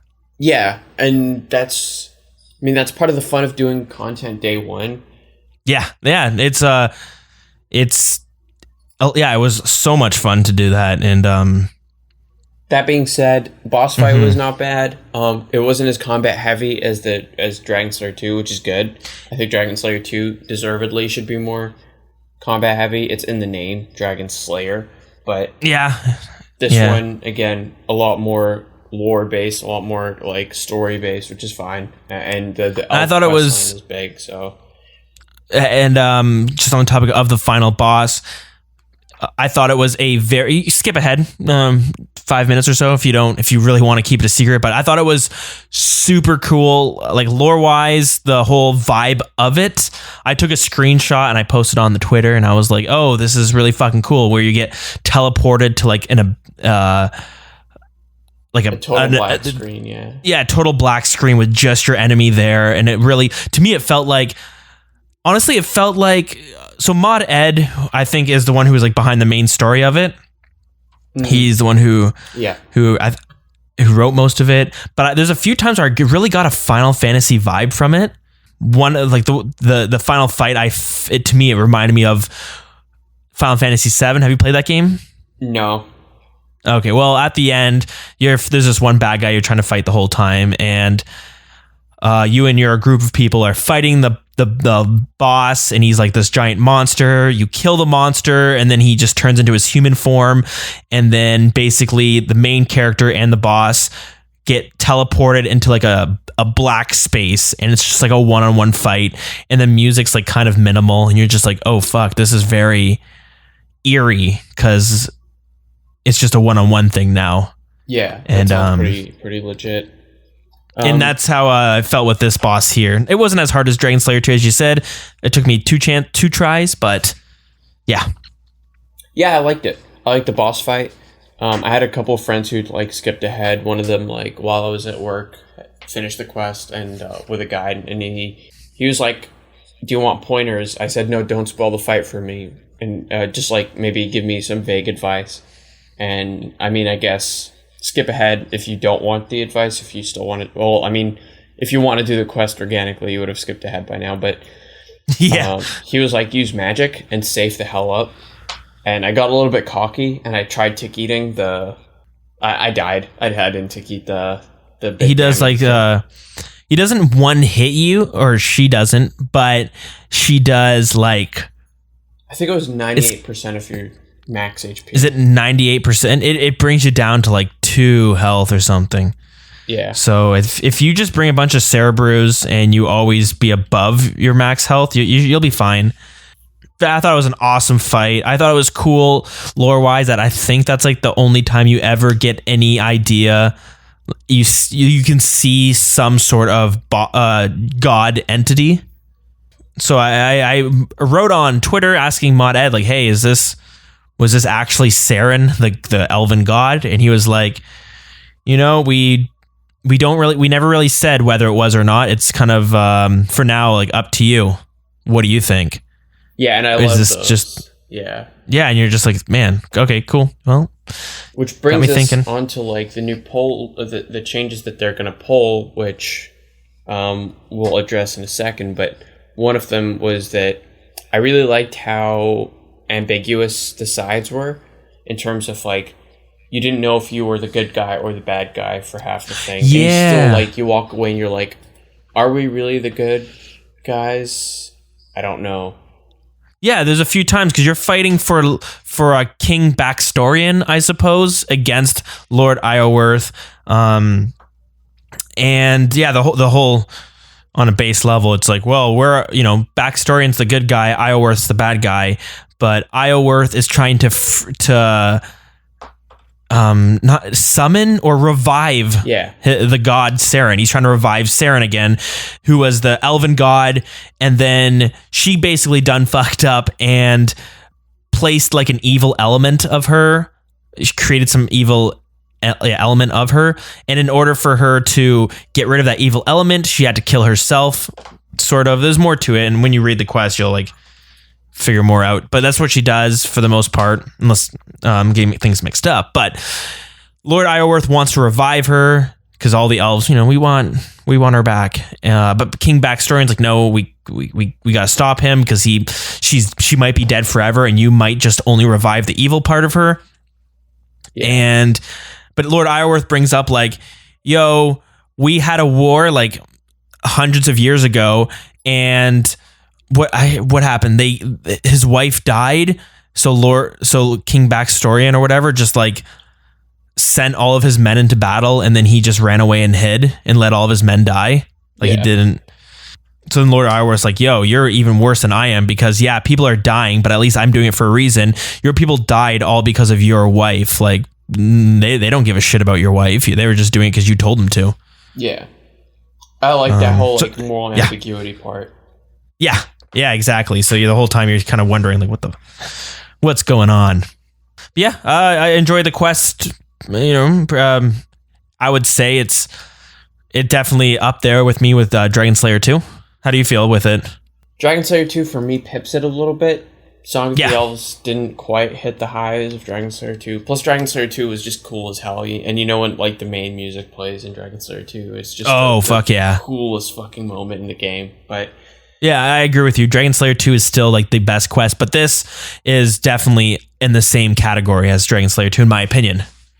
I think it's a fitting way to end Elf questline because it was a pain in the ass to do, which is famously like what the Elf questline is known for. Yeah, that's true. So in the best way possible, it was like a pain in the ass in terms of the light puzzle. You have to, spoiler alert, you have to do a clue scroll in the middle of the thing, which just seems like... Oh, yeah. Like a bunch of little riddles that you were just fucking... I would sit there for like 20 minutes being like... some of the puzzles, tons of them. You had to help me out on one of them because I was like, man, I don't know what the answers are, but I don't want to look up a guide. So I'll just ask you. That was my most favorite puzzle. The riddles, I really like those riddles that they do. They were good. They were pretty good. All right, so there was the quest there. It opened up Prifdina's. What did you think of the city? Did it lead up to your expectations? Yeah. Live up to expectations. This was a big thing in the community as well, because Prifdina in RuneScape 3 is like the community divider. It's like you can divide the community into people, the haves and the have-nots, where Prifdina is just like turns everything in RS3 into dead content, apparently, because you have the best training methods for every skill in the game, pretty much, in Prifdina. You have like, this is how broken RS3 is, but apparently you have like teleports to every boss. You have a GE in there. Yeah, like GE was just a huge one. So suddenly, a big part of the problem with Perfitinus, and they address this constantly in like Q&As and stuff, how they didn't want to follow the RS3 model, is how like fragmented it made the player base, where if you're a low-level player, you go to the GE and you're like, this is dead, because most of the high-level community is just like chilling in Perfitinus, stuff like that. I like the layout of the city. I like how many Easter eggs there are. There's still one that I randomly misclicked, and I found like some random read in some pots or something, and I like wikied it. Oh, what? Apparently there's like a little Easter egg of Saren's memories or whatever. I like the layout. The only problem with me is functionally, I don't like how windy some of the roads are, in the sense that I wish you could run through some of the trees. I think that would be cooler, A, and B, it's so annoying how, if you have a picture of Perfitinus open, like if you come from the south entrance, you'll notice there's like the first dungeon icon to your right, that big clearing of trees, you actually can't like go across from the main road right to the dungeon. You have to like go all the way to the center and then go round back down. It's just really annoying to do that. So that's my only thing. But yeah, I moved my POH to Perfitinus. I know there's an infinite teleport crystal that's going to be really nice. I just got the shards for it earlier today. So I'll be getting like a max teleport crystal. And then that way I can always, like, it'll be really helpful for Perfitinus and for farm runs and stuff. Yeah, it's very cool. Yeah, they did bring a new farm area. So after I beat the quest, it was like late at night, and I was like, I'm going to go and explore a bit. And it brought me back to being a kid, where I wasn't sure what was exactly in the city, and I was just talking to everyone.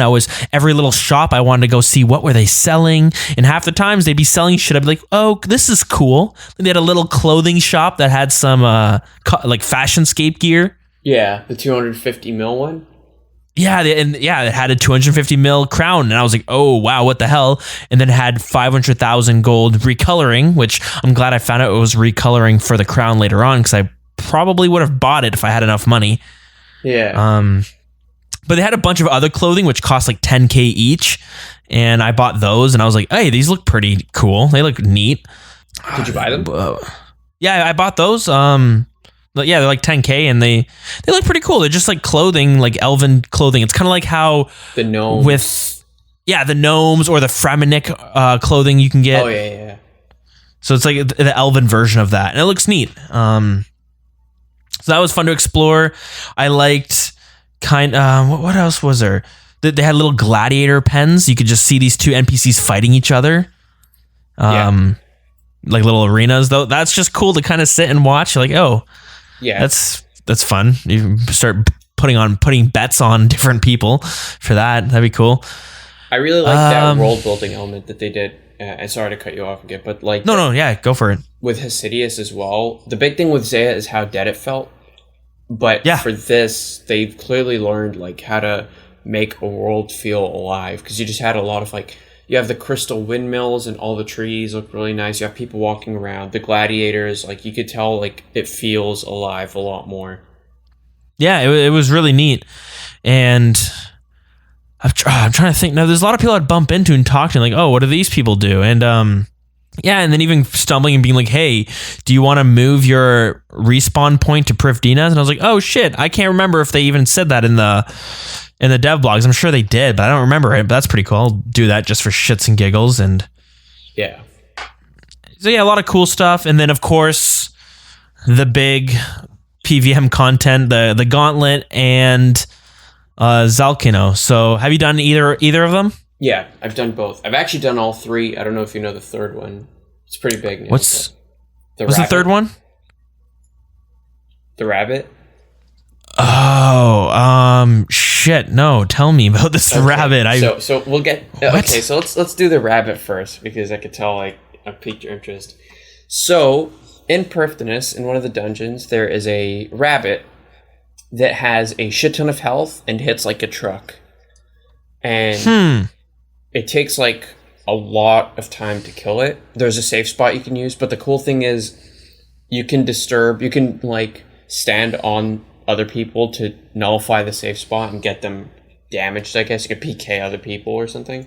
I didn't do the rabbit too much, but it basically has a ton of health. It takes like 15-20 minutes to kill. When you kill it, it drops the Crystal Grail, which on release was going for 15 mil at a time. Yeah, I remember people talking about that. I had a couple buddies do it, and the first one they sold for like 12 mil, and then they went and got another kill like 15 minutes later. They got another Crystal Grail. They went and sold it. It was like 8 mil, and then the next one was like 4 mil or something, as people realized it was like a common drop or maybe a 100% drop.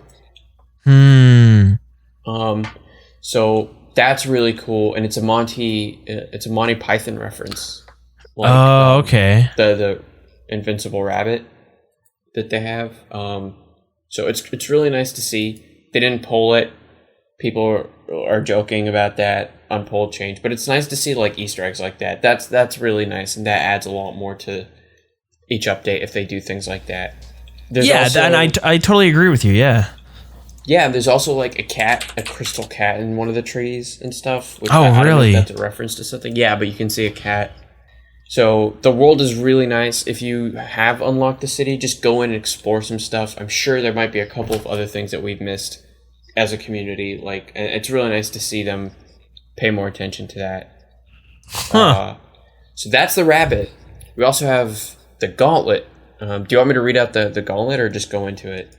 Let me just go back to the rabbit real quick. So I just looked it up, and this is cool. So yeah, I was as much as I love the polls, sometimes it kind of sucks when you know exactly what's coming in an update. This not even mentioned in the dev blogs. Fucking awesome. A level 2 rabbit with 5,000 HP, the max hit of 48, and it always drops a Crystal Grail, which is the GE is saying 12 mil. I'm not sure how true that is, but it spawns every 6 hours. So you can't even. It's a long time. I like that. Yeah. So you can world hop around to find an empty world, but on each world it only spawns every 6 hours. Yeah. Yes, that's crazy. It reminds me a bit of Maple Story. In that game, there's these bosses, they would spawn like every hour. So you would constantly be like, do I sit here and hang out because I don't know, like, or do I hop around and try to find one that's already spawned? But yeah, neat stuff. That's awesome. All right, so what was it? The gauntlet you want to start off with? Yeah, if you want. So the gauntlet is basically Dungeoneering light. You go in, no gear, no items. If you like Dungeoneering, you'll enjoy Gauntlet a little bit. Even the interface and stuff, the map is straight out of Dungeoneering. You go in and you have 10 minutes to basically prepare everything: food, armor, weapons, prayer potions, and then at the end of 10 minutes, you have to fight the Crystal Hunlef, which is the new boss. The mechanics are pretty straightforward. It combines a lot of different boss mechanics, which is nice. It attacks with mage and range, and it switches every 4 hits, just like the Hydra, so it's a counting game. It has a special attack that's like Verzik, where it spawns tornadoes. You have to avoid the tornadoes. The ground, it's almost like you're a kid and you're playing the floor is lava, because sometimes the ground lights up. You have to try and dodge it. Have you hopped in the Gauntlet at all? I haven't completed it yet because I've only tried it a couple times. Well, I shouldn't say couple. I've tried it a bunch of times. I just haven't looked up any guides, and I just wanted to like learn myself. And it was it's fun. I do like it. To be honest, I thought there'd be a little bit more to it. I thought if the boss was killed, you'd go on to like level 2 of the Gauntlet, but it's just the boss there. So do you know what the Corrupted Gauntlet is though? So yeah, I do know what this is, just because this is what all the big PVMers are striving to set records in. Yeah. So once you get a kill count in the Gauntlet, you unlock the Corrupted Gauntlet, which is a harder version of the Gauntlet. You have less time. You only have 7 minutes 30 seconds to prep, get your armor, get your gear, get your food, everything. And then when you go into the boss, it has like more health. The normal boss has 600 HP. The corrupted version has 1000. It hits harder. and the mechanics are tougher. It spawns like more things that chase you. The parts of the fight arena, I guess, that light up and damage you, like the floor's lava element, happens more frequently. And honestly, it's a lot more RNG based, where if you don't get a good layout in terms of what you find next to you when you first start, it's going to be really hard to recover. And it's doable as well, but you have like less of a margin of error. If you forget to count during the boss fight, etc., like he'll hit you for 50 and all of a sudden, like, that's it, because you'll be chewing down fish to heal up so much that you'll just lose out on damaging him to the point where he's gonna ultimately like wear down your supplies and stuff. It's really tough. For me, it took a while to get the kill count. Like, it took me a bunch of attempts.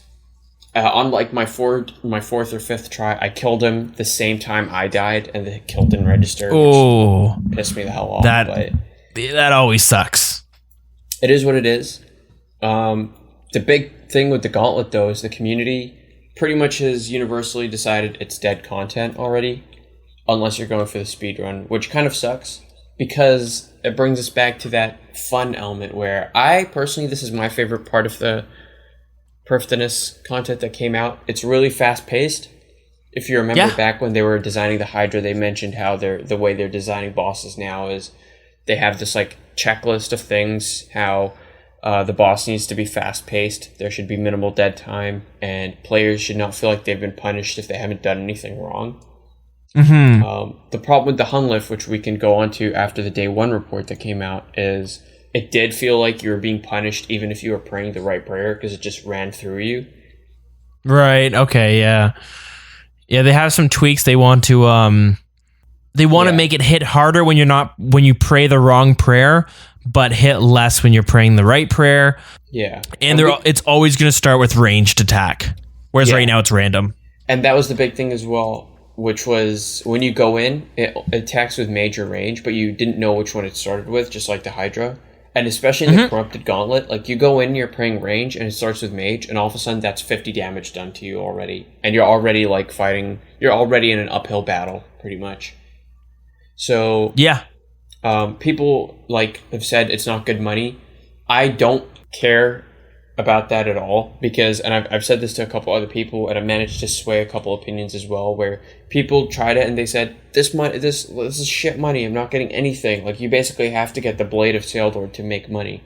And I said, that's fine, that's how it should be. Like, not everything should be Zulrah, Vorkath, Hydra, like, not everything should shit out money, and it's nice to have some content where you get absolutely, like, jack shit for drops until you get the big unique. Especially, what's nice about the Gauntlet is you don't even have to worry about, like, the big problem with that whole argument is, okay, but I use so much supplies that I'm actually losing money. But for the Gauntlet, when you're running in with no gear on, with no items, you're not losing money ever. So you don't have to worry about, like, losing profit in terms of like, not hitting the unique or going dry and then, like, losing so much money on supplies. Yeah, and that's a good point, and I totally agree, where, you know, you do Zulrah or Vorkath and it's just spin out good money, but when it does drop one of its big the uniques, it's exciting, but it's not as exciting as when you're at Bandos and it drops one of the uniques, because you're just not you're like, oh shit, there it is. Whereas Zulrah, you're like, well, I'm not here for the uniques. I'm making so much money anyways. I mean, it'd be nice if it drops, but whatever. I'm going to make a shit ton of profit regardless. So it is cool to have those moments where it's just like, when you do get the unique, you're going to have that, like, your heart sinks for a moment. You're like, oh, holy shit. It's like getting a pet almost. Yeah. And the Gauntlet, it's like all RNG, which I've seen people complaining about, where it's like sometimes you just get a shitty room where the resources you need are so hard to find. But I find the RNG makes it different enough that it could be fun. You won't get burnt out as fast. Yeah, and definitely once you learn the fight, you'll be able to clear it with no issues, even if you have a really shitty room. Like, you should not be struggling to get through a regular one once you get the fight down, especially if they like implement the changes. This devalues my corrupted cape, all that fun meme, but it's fine. Like, they needed to change it. It was really unforgiving, and it didn't really reward, or it didn't really like measure your skill as much as it measured your ability to get lucky. Yeah. Okay. It's a good point. Moving on though, they are doing a speed who can do it the fastest. But since they are changing, it's for like a gaming chair and stuff. And right now, Wooks does have the reward, but unfortunately, since they are changing, they're tweaking the Hun lift, like we mentioned, where it's going to be hits less when you're praying the right prayer, hits more when you're not praying the right prayer, and it's always going to be using range first. They're also going to reset the fastest time record. So I'm back within a shot. Okay, because Wooks's record was so difficult for me to like even dare to achieve, but I've been getting better times now. What time? He got like 3 minutes and something, if I'm not mistaken. What are you sitting at? Right now I'm sitting at like 6 minutes 30 on the regular, and then I haven't tried the corrupted gauntlet after I got the kill count, but I know Wooks has the record for both. So he had 6 minutes 16 in the corrupted, which is ridiculous. That's like, wow. But yeah, it's Wooks. So yeah, I see him. He messaged Mod Curse and I guess RS Merrick. I'm not sure who that is, but messaged them on Twitter because he's kind of upset that they are changing it before the challenge is over. Which is fair. Mod Curse says in response, like, I totally understand. I don't like to change it mid-competition either. It's probably better to wait till afterwards. But for a lot of players, this is a big deal. It might not be a big deal to you, Wooks, because you're a PVM legend. But to others, it's more bigger of a deal. So this is why it looks like they might go ahead and do it. They might not, though. So we'll find out later on this week, I'm sure. Yeah. And then next we have the Zolcano, right? Yes, and going back to the bosses shouldn't shit out money, this is a boss that shits out money. Because potentially, yeah. So the way Zolcano works is it's a skilling boss. You go in, there's no combat technically, although there is a boss whose health you have to whittle down, and your health does get dropped by its attacks. But the way the fight works is you start the fight, it's in the middle of a big chamber. And in the north side, there's a furnace. In the south side, there's some weird rune crafting altar. Each corner of the chamber has like an ore deposit. And one of the ore deposits will be glowing. That's the one you should mine from because it mines the ore you need faster. Mm-hmm. Once you get enough ore, you get like 4 or 5 per person. You run to the north. You smelt the ore into like these weird balls, these bombs.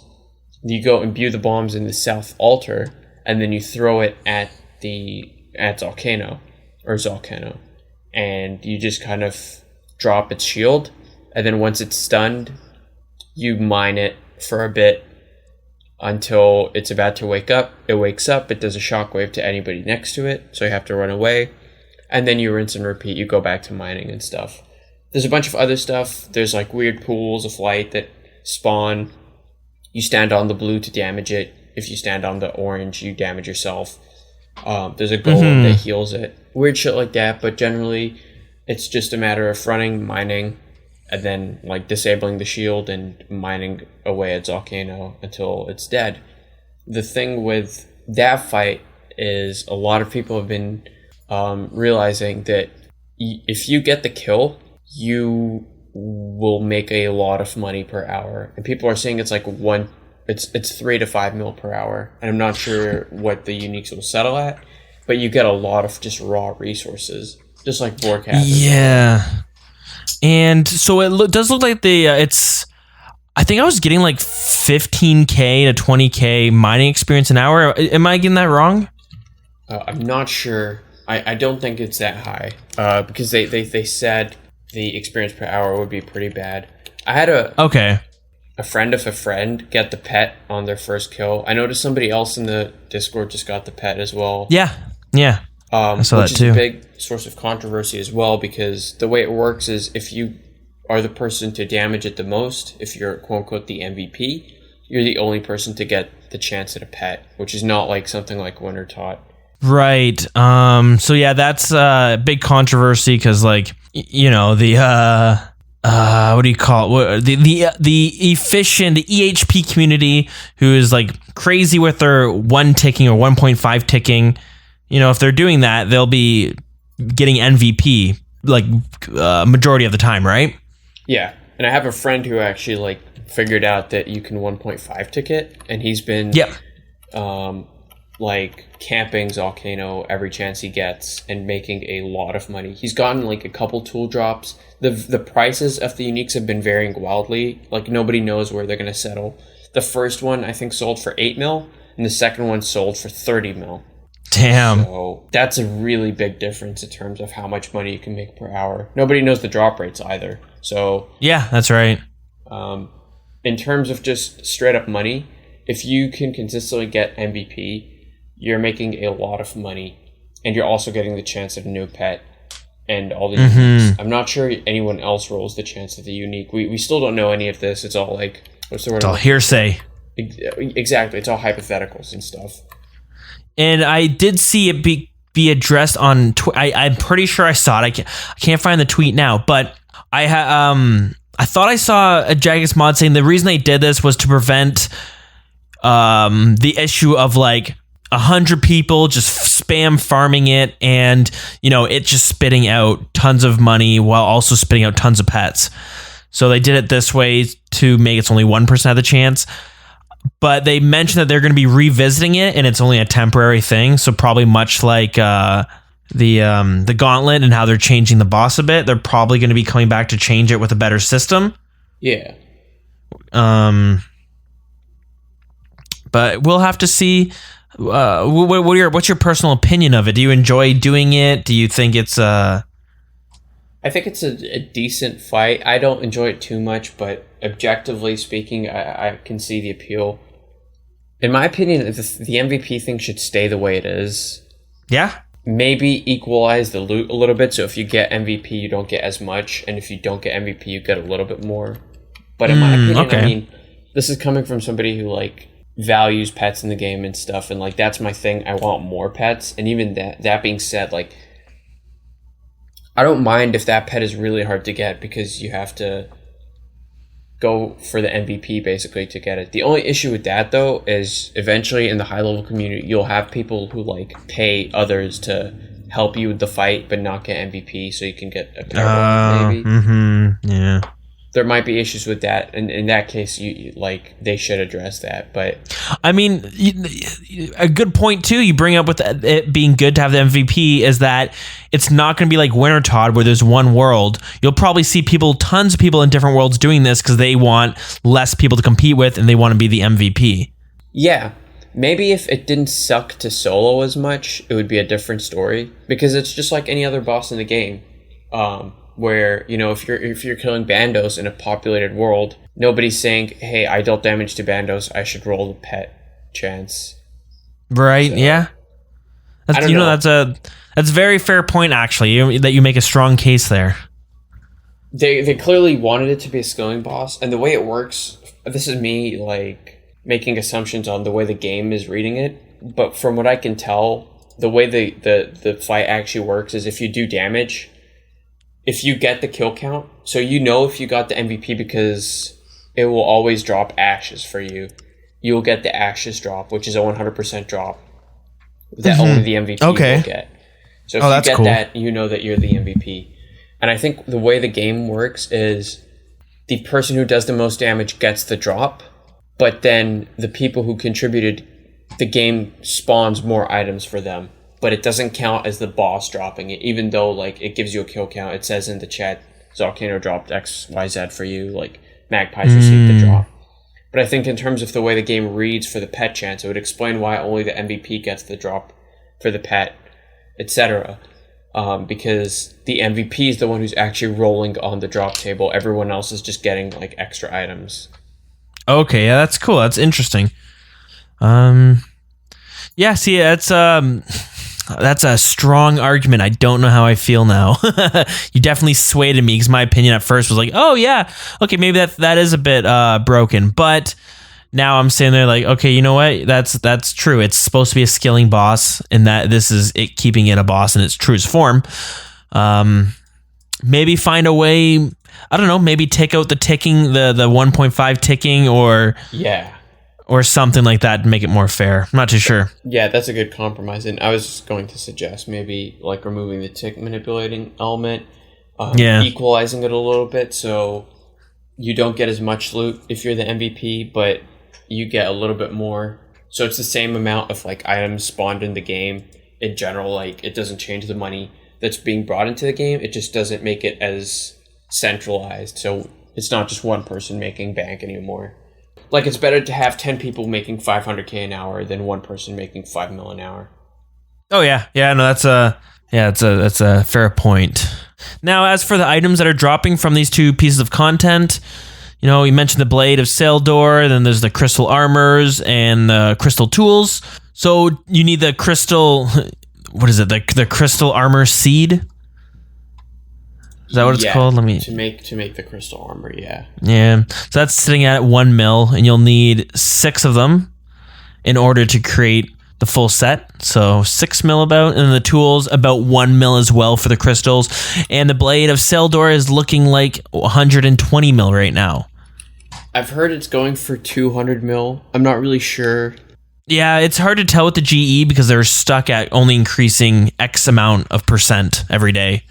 Yeah. Apparently it's going for around 200 mil-ish. I'm not sure how common the drop is though. I'm still nowhere near drop rate obviously, but I'm at like maybe 35, 40 gauntlet kill count. We know that there's like 10 to 20 bought or sold every day. So I'm not sure how common a drop it'll be. We'll just have to wait for the drop rates. And then we'll have to wait also until we get things like GE tracker and stuff to update in terms of individual sales that happen. So we know exactly how much each one is going for. Yeah, and it's been less than a week, right? So it's going to take some time. But we'll see where it settles to. And then with the Crystal Armors, there's it has a perk where it gives you 15% damage boost and 30% accuracy boost with the Crystal Bow. People are saying how this doesn't seem like it's high enough. So I think Jagex might look at it, but nothing that I've seen where they're actually they've said for sure whether or not they're going to tweak it. And then there's a new agility course in Prifdina's. Right now it gives you 56k agility experience at level 90. However, you can improve it using the shortcuts to 62,000 experience per hour. You can do this course at level 75. And I did see that they're looking to make it a little bit better. 60k agility experience flat, and then 66k agility experience using the shortcuts. So they're going to increase it by 4,000. I mean, that's not that big of a deal to me, at least. It looks like it's going to be like a decent change, in my opinion. It's one of those things where I don't really train too much. Like, I don't really have a high enough agility level to train at Ardoin, so I don't know how big a difference it is. And I do know the agility, like in Prifdina's a shot. I don't know if I have the level for it. It's 75 to do it, and then it's like 90 to do max rates. So I haven't done Ardo. I've maybe done Ard. I don't know if I've done Ardone actually, because I need a boost for that. No, I definitely haven't done it. I heard Ardone's pretty AFK. This doesn't feel AFK, but one thing I've seen people say they really liked about this agility course, and I totally get it, is you're not running like a circle around the city. You kind of run a straight path, and you can take shortcuts that go to different areas. And you just, when you get to the end of the agility course, there's just a hole you go through, and it brings you to the very beginning. People have been saying it's a lot more fun because it doesn't feel as repetitive as going around in a circle over and over again. It's more of like a random straight line, and that changes up every now and then.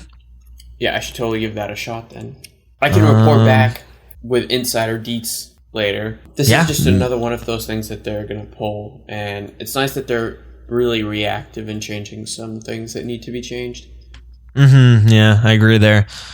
You have an Iorth dungeon. That's another place you can kill Slayer monsters, Dark Beasts, Karasks, Necrials, Bloodvelds, Water Fiends, Moss Giants. They're pulling the Dark Beasts out of the Karen Catacombs as well. So now if you have this area here or the Dark Beast. Yeah, that's it. And they're doing that for thematic reasons. As you kill these, it's kind of similar to the Catacombs, but instead of dropping shards, it'll drop crystal shards.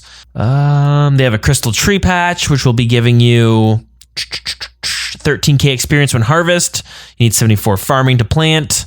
And they have a enhanced crystal chest, which is similar to the crystal chest in Draenor. No, not Draenor, Taverley, but it yields more value, as well as new armors that people are very upset about, but we'll get into that in a moment. Yeah.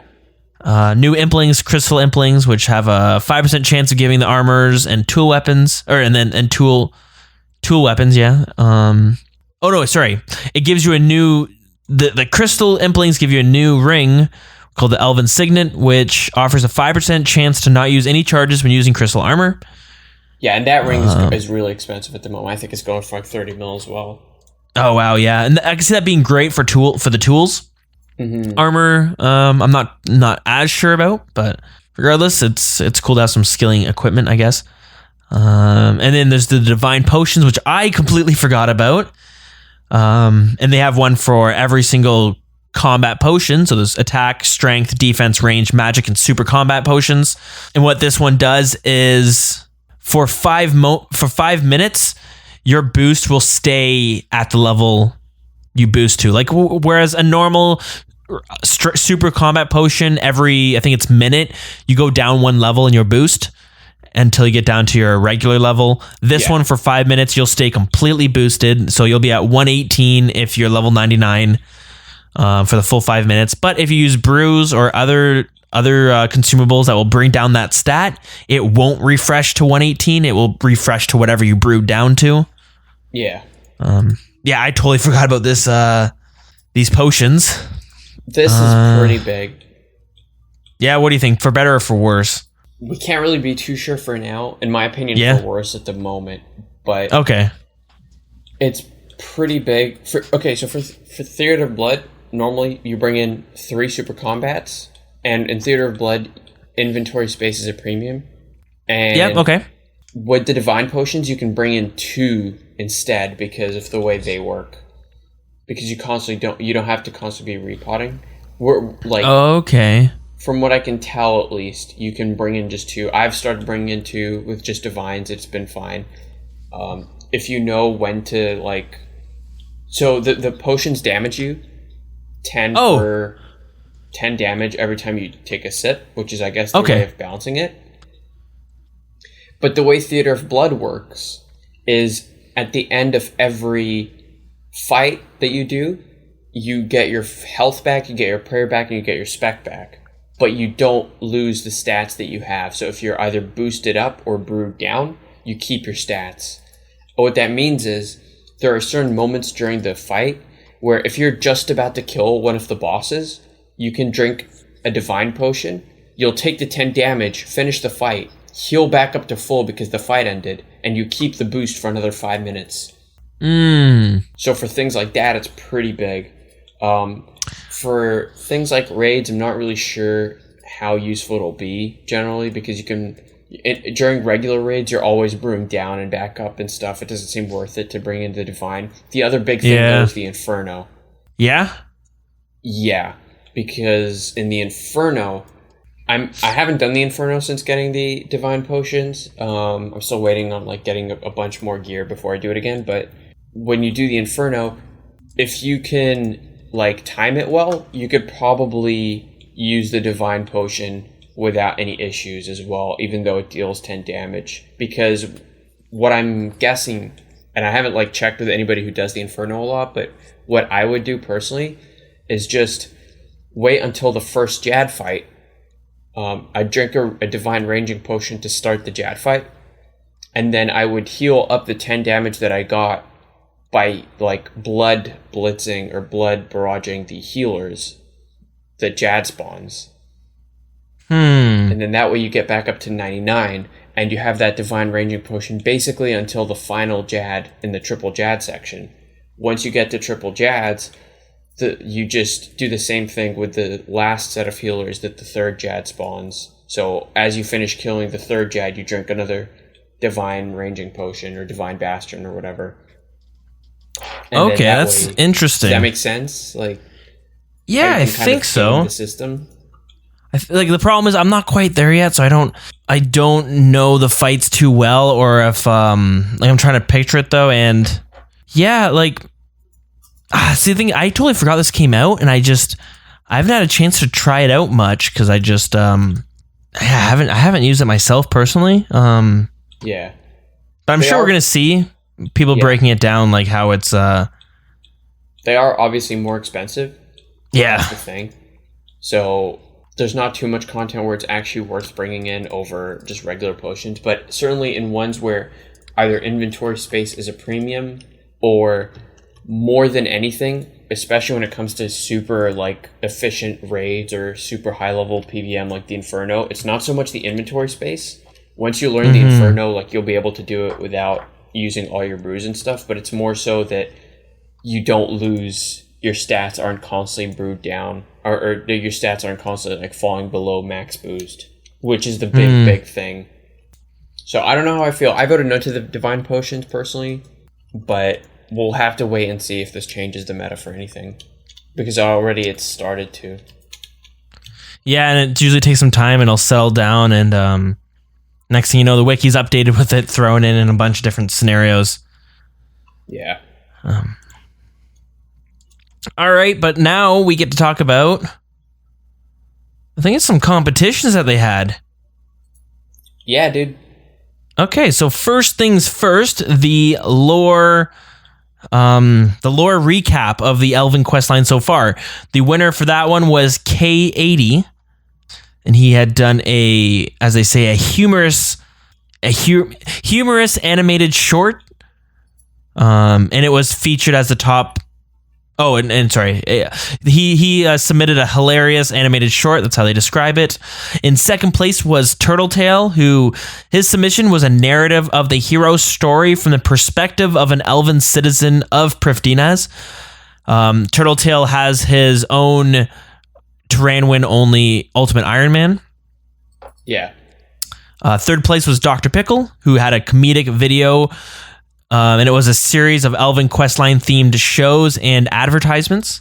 And then honorable mentions are Colonello, Iona Saren, Lil Elvarg, Mini Chocobo, Rushlash, Soul Spark, and the Voxbox.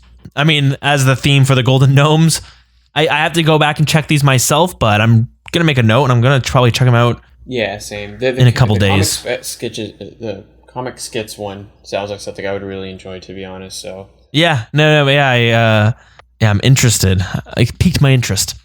Yeah, I'm excited now. We have a lot to catch up on then, between the Golden Gnome nominations, the video makers and stuff, and whatever other controversies happen in between. I can't forget those. And then they had the login skin competition. Of course, the winner was God of Onion. The second place was Dagna. Third place, player owned. Fourth place, Fadine Door. All looked really cool. They were the top ones. Then honorable mentions were Games X, Runezilla, Rushlash, Tamara, UIM Herblore, and they all look pretty cool. Pretty cool login screens. I would have been happy with either one of any one of them. Yeah. And they had lore suggestions. Unfortunately, they could not all be added, but we'd like to highlight a few of the following players whose entries have become canon and are now featured in the Grand Library. So Acer Warrior, Bob 10-10-10-10-2, Chapeau 42, Kush Cleric, Mr. Fahrenheit, Rallis, Spine Wielder, Sundays, and Thamar.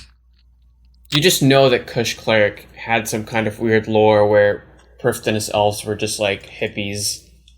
He explains why the her patch is in Prifddinas. Oh. Grimy Ranar weed.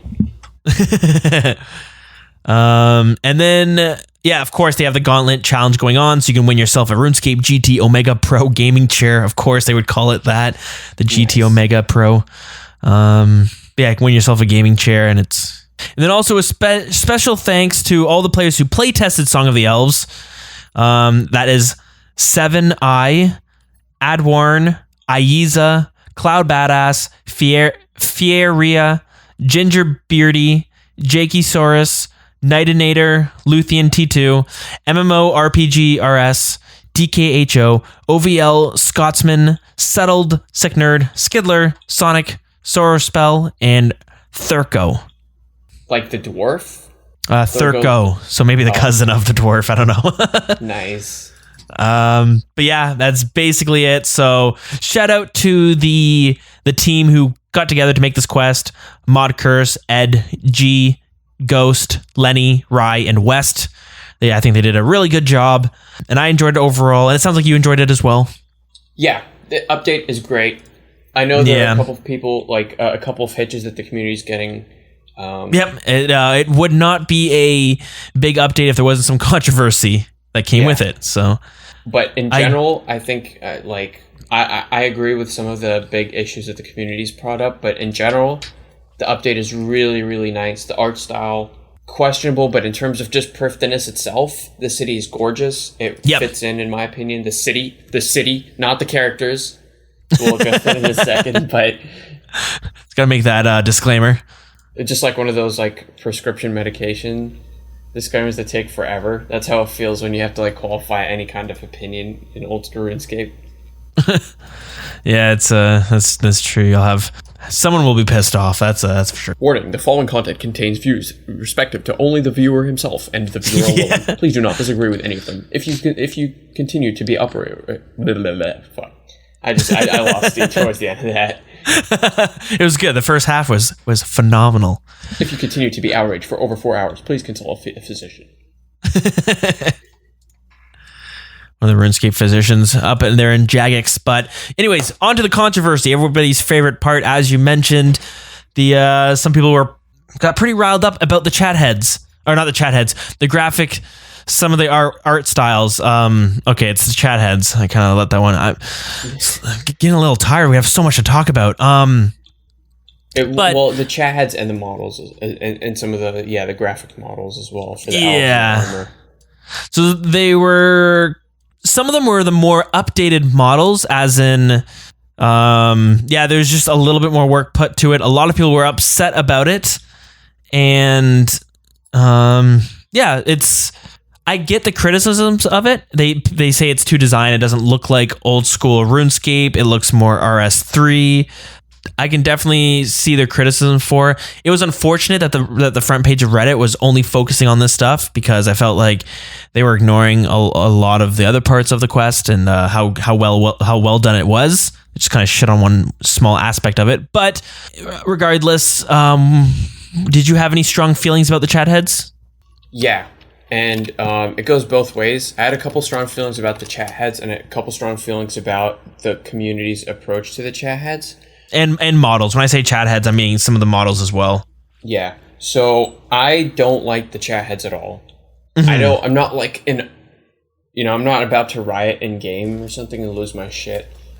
I think they should be reverted. And actually, in the day one report, which have we mentioned the day one report yet? But, that's kind of where we're at. They came out with a dev blog today where they're kind of, it came out yesterday-ish. They updated it yesterday. It came out. It came out after day one. If the name right, it's the day one report. Right, that's. They basically talked about what they noticed, a couple of things and a couple pieces of feedback that they've heard. Things like balancing certain, like the Gauntlet and Zolkano and stuff. One of the other things they mentioned, though, is the big uproar about the chat heads, how, in my opinion, the chat heads just looked really puffy. It looked like, when you're allergic to bees and you get stung and your face just puffs up? That's what the new chat heads looked like. And the big one that people were riled up about was Elena. Yeah. So they came out with the day one report where they pretty much suggested an alternate chat head model where it's kind of like a nice compromise between the old chat head where it was just like a generic woman and the new art style where it's not really all that puffy and stuff, but it's a little bit more in line with just like the Prifddinas update and still keeping a little bit of that old school feel. I don't know if I'm going to vote for... I already voted. I don't know if I voted for the updated chat head or just the old one to be reverted. And I know they're going to start addressing the rest of the models because it's not just Elena. The other thing that people were riled up about was the color of Lord Yorworth, which we talked about when we talked about the quest, how there's a lot of ambiguity about your morals and if you're the good guy, if the Yorworth clan is the bad guys, etc. And a lot of people felt like having them be the only elf race that was colored purple took a lot of that out there, because a big part of the quest is the idea that you're with a group of elves fighting another group of elves. Who's to say you guys are right and they're wrong? And the big thing was, if they're colored like bad guys and they all look really menacing and purple and shit, of course that's going to sway the general opinion. And I think it loses some of that really nice storytelling value. And I 100% agree, yeah. They mentioned they're going to change that. The one thing I do want to, and I know I'm like rambling here, but the one thing I do want to bring up is, first of all, this isn't the first time that specifically these like kinds of models came out. Konar and a bunch of people in Kebos came out with a similar design. Yep. The problem is a lot of people have been using that as ammunition to flame Mod G, which is really not the right way to go, in my opinion. It's really disheartening, first. And second, she seems to be taking it like a great sport. Did you know that she changed her Twitter profile picture to one of the memes where somebody superimposed Elena's chat head onto her face? Yeah, I did see that, and she had something like feeling cute, might revert later or something like that. Yeah. So she's taking it in stride, but at the same time, here's my opinion on her work. And a lot of people have been defending her, and a lot of people have been flaming her, and a lot of people have been flaming the people defending her because it's like white knighting and stuff. If you take that whole drama out, here's my opinion on things. She's a really good artist that should not be working on the old school team. She would be way better suited to RS3 because that's where her art style would thrive, A. B, you can tell she has a lot of creative ideas that would change the aesthetic look of the game. And when she first came on, I was there for her first Q&A. I watched her work, and she talked about how she was inspired by things like Overwatch and stuff. The art style she uses, the coloring, etc., would be way better suited to RS3, where, like you said, they're more adaptable. Yep. They're open to different art styles. The graphics in RS3, obviously higher fidelity. There's more to do in terms of shading and stuff. Whereas for RS3, it's really minimalist. And so, like, I kind of hope people empathize with her in the sense it's hard to tell someone like, hey, you do really, like, I don't want to say you're doing your work's too good for old school RuneScape, but it's like, hey, it's how do you tell an artist like your work is good, but you need to put less detail into it? Like that's tough, right? I'm not saying like we should give her a pass or anything. And this is the thing. She's a young artist. She's in the early stages of her career. Part of her development as a professional should be being able to realize that there are times where you have to change your art to fit the art style you're working in and not the other way around. Yeah. Does that make sense? And that's something that she's obviously going to learn now. She's already like taken it in stride, I think, with the whole like chat head felt cute, might revert later thing. Yeah, this is something that she will learn from, and she seems like the kind of person who will take that in stride and really learn how to become a better professional. Because at the end of the day, you're a professional artist. At that point, like, it's your job to kind of nail the art style of things. And the difference between a good artist and a great one is for you to be able to sit in front of a desk, look at a bunch of examples and say, okay, I can add to this perfectly and keep the aesthetic the way it is. So people are like flaming her, people are being sexist, whatever. I'm not defending her. I think she messed up. I also think it's fine to mess up. And it's like totally okay to be able to move on from that. Don't give her personal shit for it. It's what's beautiful about like an MMO RPG. You can go back and change it if people don't like it. And I totally agree where like the character models, they don't really fit. I like the proposed chat head where it's like an in-between. I think the old chat head is I think it's really bad looking. I know some people think that's the charm of old school RuneScape, but I've said it before that if they pulled OS HD, RS HD, I would like to have that. Yeah. But what draws me into RuneScape isn't so much the graphics, it's everything surrounding it. That being said, I totally get where those chat heads and the models don't fit. And I agree with you that maybe she shouldn't be working on character models. She does really good work. And what I've noticed is people have no problem with that type of work when it's like a boss or something. There's many like Lady Verzik, I think is a lot more smoother models and you could just tell it was a more recent release versus other bosses, right? Yeah. Out of curiosity, have you seen the post made by a user on Reddit that basically called out both the JMods and the community and basically was like, fuck you both, you're both wrong, this is what's the issue? And he basically... I may have. Is this I did see a post where somebody broke it down. It's just like, okay, no one's giving criticism. You're just shitting on the design. Here's why it doesn't look.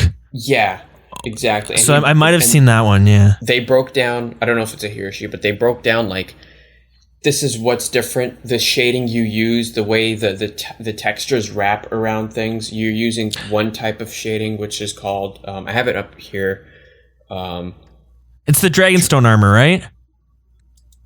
It's not just it was the Dragonstone armor post, but they addressed a little bit more about the go rod shading. Is that how you pronounce it? And he basically talks about how the way go rod, it looks like MS Paint almost, where you have the gradient tool. Okay, yeah. I can link you this. I don't know if you want to post it in the show notes or something, but this was basically a breakdown of why certain pieces of content look and feel like old school and why others feel like RS3. Right. Okay. Yeah. They take examples of armor that looks RS3 and armor that is from old school RuneScape, and he really breaks it down. Yeah. Okay. I get what you're saying. Yeah. In terms of going back to the whole like chat head community outrage, the chat heads I think should be reverted. They should probably go back and look at them, and I think this will be another lesson in them trying to do too much to change the aesthetic. Old school RuneScape is in a really, really good place in terms of their aesthetic at the moment.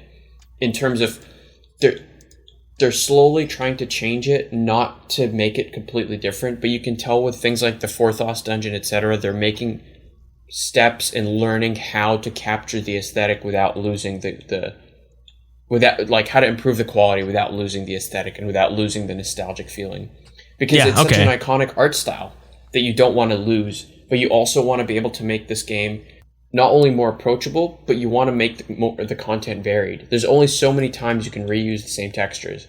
And you want to make it look good as it can with it fitting the design, which is where like Theater of Blood really shines, where a lot of it looks more detailed, but because it seems to fit. Exactly. Some parts of Prifddinas have that RS3 feel to them. I don't know if that's the back of my mind thinking, like, associating RS3 with Prifddinas, or if it's the actual art style, and I don't think I'm good enough at the subject of art design and art science to, like, figure out why exactly.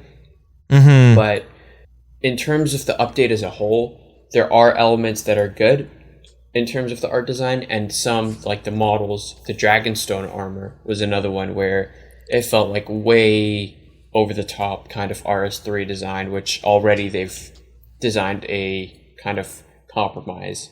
Right, yeah. In that Elven chest we talked about, they brought this new cosmetic set. If you look it up, it looks pretty ridiculous. The helmet mainly, it's mostly the helmet, but when you have the full set on, it looks straight from RuneScape 3. That's also being proposed to be redesigned. Yeah. I don't know what the future of old school graphics will look like in terms of specifically if they're going to continue to go down the RS3 route. It seems like we're going to have a period where it's just going to be compromises of them. Like, it's a learning period, clearly. We're in a good spot where they realize that there's a design and an aesthetic they need to stick to, that they need to preserve. And they're trying to figure out how to preserve that while still improving the graphics and giving us the quality of work. Yeah, and it's like, how do you train new artists to do this style, right? It's so easy to over-design it, so... And the other thing is, you don't want to be the company where artists come to die. You don't want it so that Mod G comes in, tries to implement her own art design, and then when she moves on to her next career choice, like her next job, they ask for her portfolio and she can't use anything because it looks like shit. Yeah, I know what you mean. Exactly. That's the problem with like the people who learn code here, is like there's coding through a language called RuneScript, which you can never use in any other anywhere else for any other company. So a lot of people say for like developing for this game, it's like career suicide in a sense. Yeah. So you don't want to like inhibit your artists from shining. And that's true. Where maybe Mod G might be better suited to RS3, where it's like you have this specific art aesthetic that you are really good at using, and it fits in with RS3 more. So that's a place where you can grow as a professional. Or maybe it comes down to her figuring out how to tool her own art style around the world of OSRS.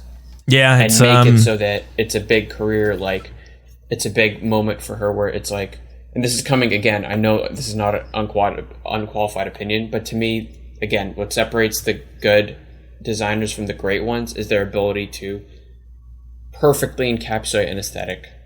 Yeah, it's like, I have a few tattoos done. You go to an artist and I might like their style. And when I'm pitching an idea, they might not like my idea, but they need to figure out a way to still be able to give me what I want. Exactly.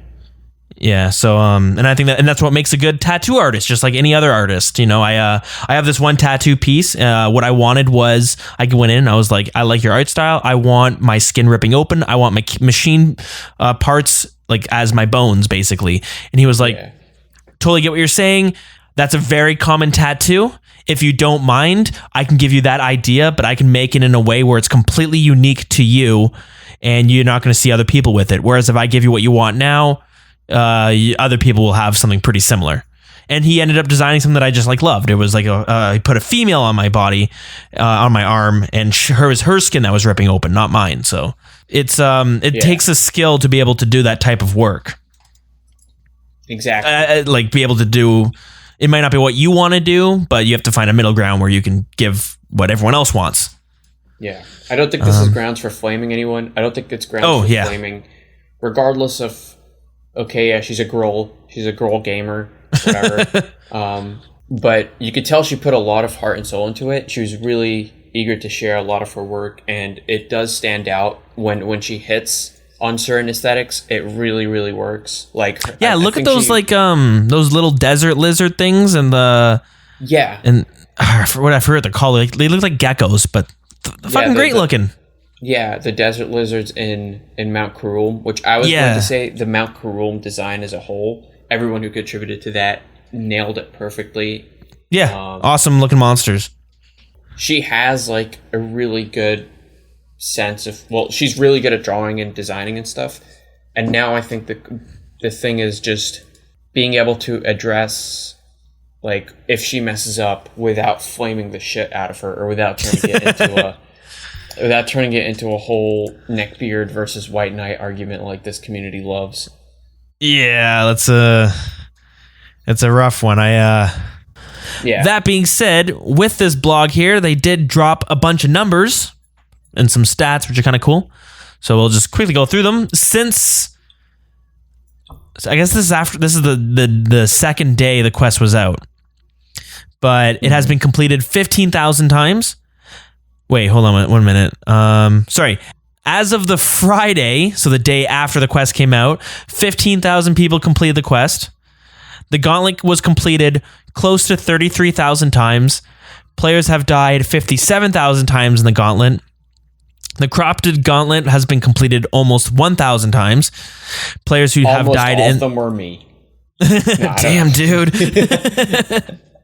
Wook's completed it once and got the record, and he just got off. Oh, he's like, I'm done. Players have died in the corrupted gauntlet 12,500 times.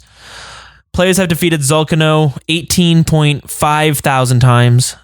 Zulcano has defeated close to 18,000 people, and players have run a total of 35,000 laps. So it's pretty cool. And thing I like, going back to the agility thing, what I like about it as well, it tells you your personal best.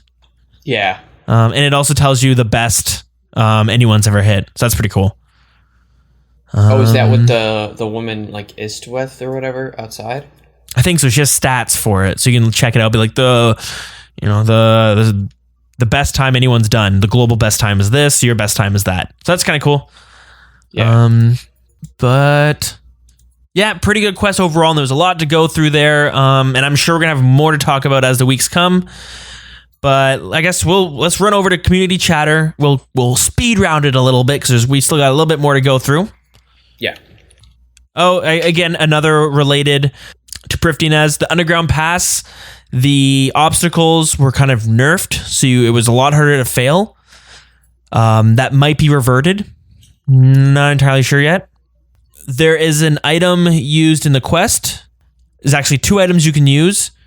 When Wooks was doing it, he mentioned it was a black dagger, and the black dagger went 10 times as much in price because everyone just went to go buy it. Yeah. I thought that was pretty funny. The big thing was like watching the items that you need in the quest, without spoiling it for anyone who still hasn't had the chance. Like, it's crazy the fluctuation of like the riddle items. Yeah.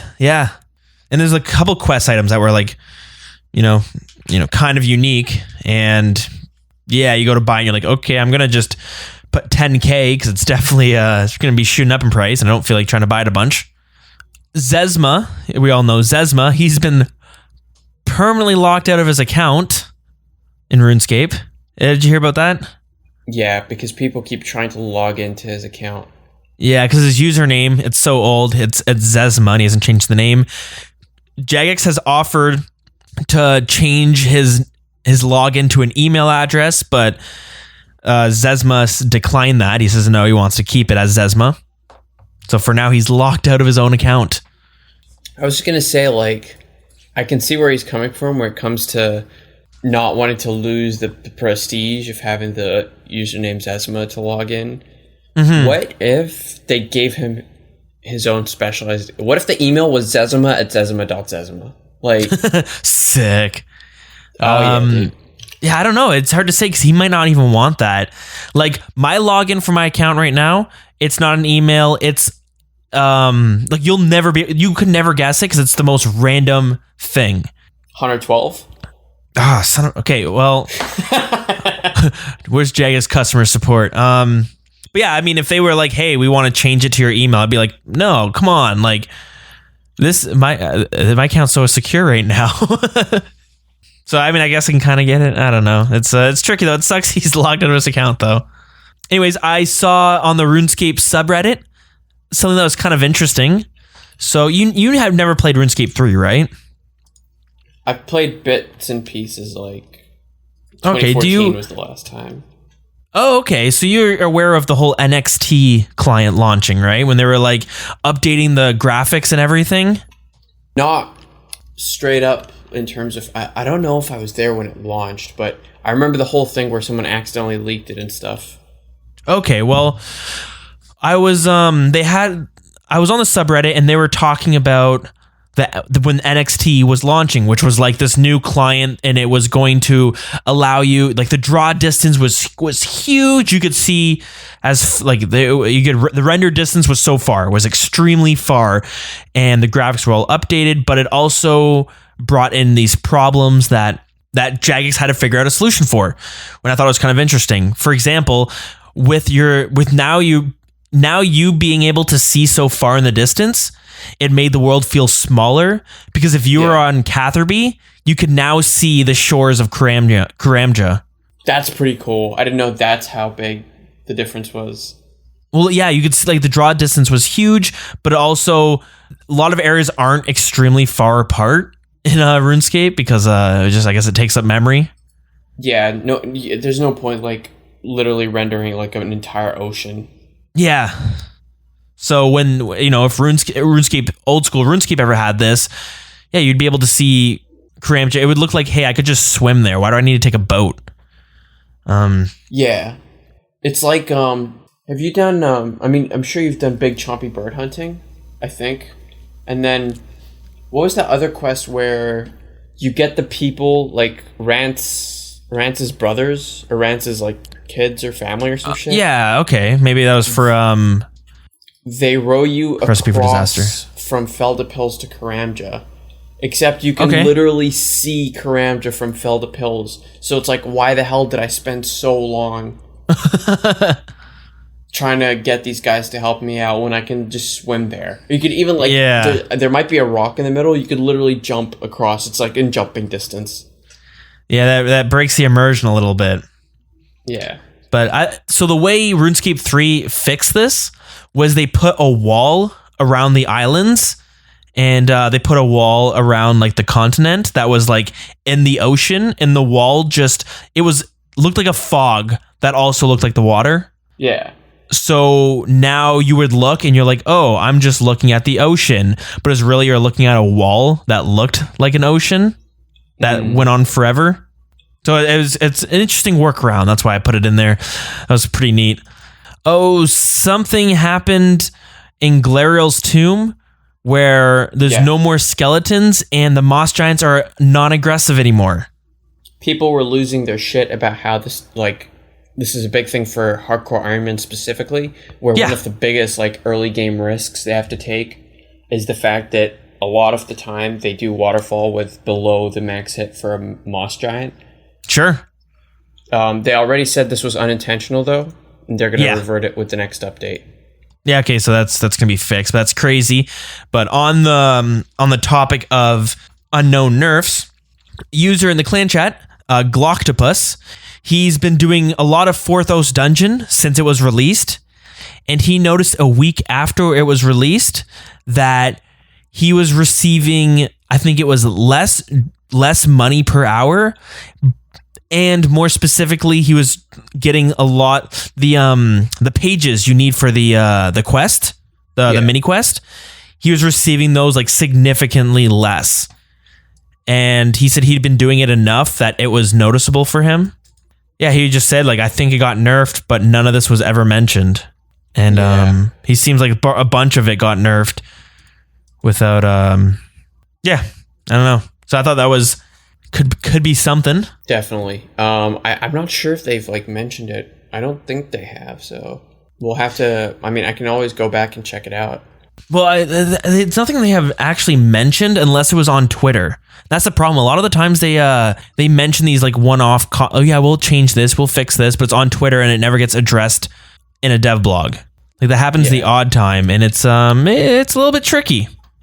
And on to the last piece of, and this is some pretty juicy news, and how exciting. We're going to run some of the, let's get that conspiracy music going. Do it up.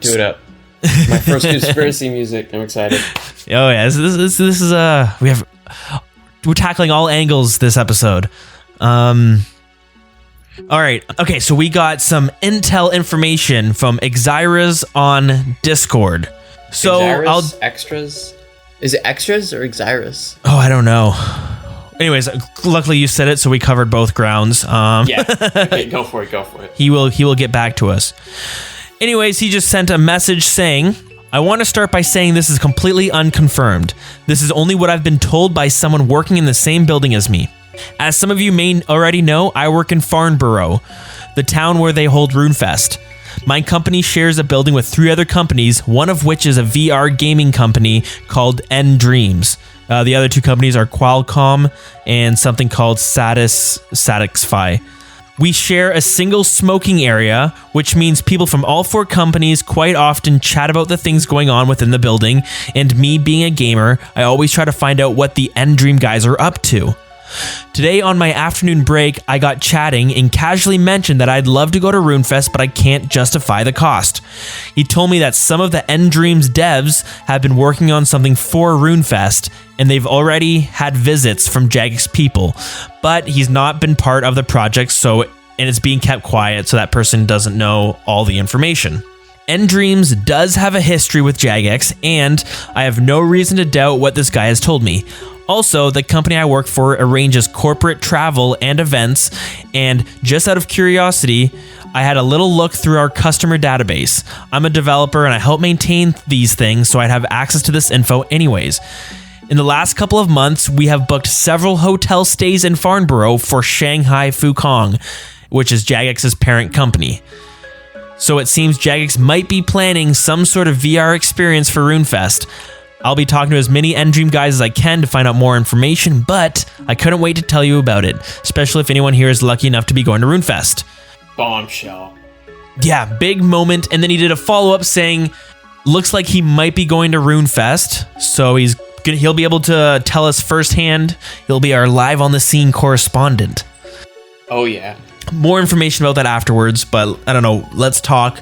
What do you think that could mean? So I was at work when I read this. Yep. And then I instantly, I made a one-sentence reply, I think, but to, I guess, expand on that a little bit, I think it's very interesting. Big suggestions, especially with the Shanghai Fukong booking, if this is legit. Mm-hmm. My guess is honestly probably something to do with RS3, and I was thinking maybe it might be some kind of VR experience of RS3 in Runefest. I don't know if they're going to be announcing RS3 coming straight to VR. That would be insane, especially considering they haven't even finished their mobile project, I don't think. Right. A while ago, I don't know if you remember, but they had a giant survey talking about RuneScape, and they had a lot of questions asking, like, what consoles do you play? What type of games do you like? If we made a new RuneScape game, what would you like it to be like? And would you play a RuneScape console game? So I was like wondering, like, shit, could this maybe be the direction they want to go with a standalone RuneScape game, like an offline one? Honestly, that would be really cool if they somehow... If they do a good job? Yeah, but what I was thinking was keep OSRS the way it is, make it so that it's the grind that's enjoyable.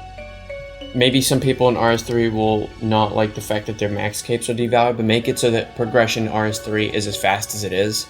But if you can somehow port it to a console where RS3 kind of stands apart, at that point it's like RS4 or something. Shit, maybe they skip one. Maybe it's like the Xbox where they go straight to like Xbox One from 360. God damn.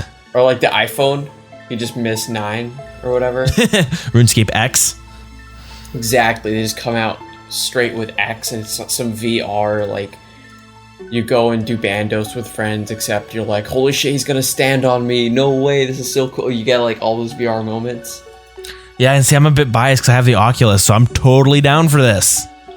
That would be pretty cool. Honestly, if they wanted to revive RuneScape, that'd probably be the best way to do it. And then that way you could keep OSRS as like the mobile, like click grind that it is. But the way RS3 is going, it's not sustainable. Like, they're losing their player base by the day at this point. Yeah, it's unfortunate. And the more that players they lose, the more MTX they feel like they need to shove in their faces, which causes more people to... It's a vicious circle. That being said, though, we need RS3 to stay alive, because that's what keeps our microtransactions out of old school, but also because, like, there needs to be some kind of... Jagex can't be a one-trick pony, because if RS3 dies and OSRS is the only thing they have, even if they never add microtransactions, as a company, that would make it way harder for them to survive. The fact that they're potentially on sale as well, if they only have one marketable product, everything else Jagex has tried to do is flopped. Fun Orb, all that fun stuff. Yeah, it's unfortunate. Ace of Spades, I think, was their last attempt, which is just like cashing in on gimmicky stuff. If they can manage to pull off VR, sure, they're not about to become like a VR company. Maybe they're not about to like compete with this End Dreams company or anything, but all of a sudden, could they potentially have the first big VR MMO? I don't know if there are any big ones out there currently. They have one called Orbis. It's the only VR MMO, or at least MMORPG. Haven't played it myself, but yeah, I don't know. I'd be definitely interested, and yeah, I don't know. That could be pretty big. That's something to keep an eye on. But it might just be something that they do in RS, like in Runefest, where it's just like, here's a cool VR display we designed. Isn't this amazing? Like, here's a tour of their version of Fossil Island. Yeah, that's true. Game. Yeah, they might make it so like, here, walk around the map of Gielinor. Yeah, it's hard to say. But we'll find out. We'll find out with our man on the scene. With our on-the-scene correspondent. But more on that. Actually, we'll bring that up before we finish up this episode, but as we get closer to the date, I'm sure we'll get more information. And then the last bit of chatter, I should have put this in earlier, but I just saw it now. Rendy, of course, he gets the record for the lowest combat level Song of the Elves quest complete at level 45. Yeah, that guy's a madman. I still Sounds about right. Watched that video, but I don't know if he just like did a trident build or something. Ivan's Blast. I know you have to make. Yeah, he had Ivan's Blast. Oh, nice. That's it for our community chatter, but we got a little bit more to talk about. This is a segment where we like to go teleport back in time to July 26th, and we're going to talk July 26th, 2001, and tell you what update came out that week 18 years ago. And this was an interesting update. So it says here, the bank has been upgraded so you can now store any items in the bank, not just gold. That's so weird. What a weird concept. I mean, it makes sense. It's a bank at its truest form. Yeah.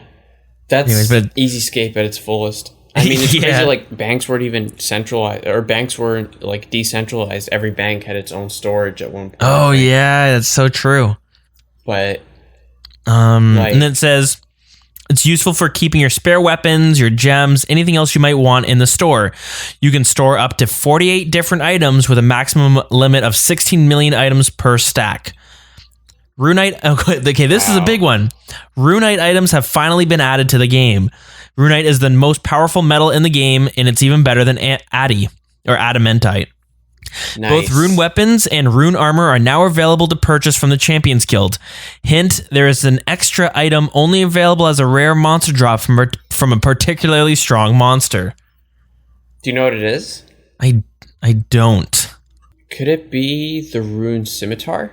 Off the top of my head, I want to say it's the rune scimitar. Maybe, or maybe like a...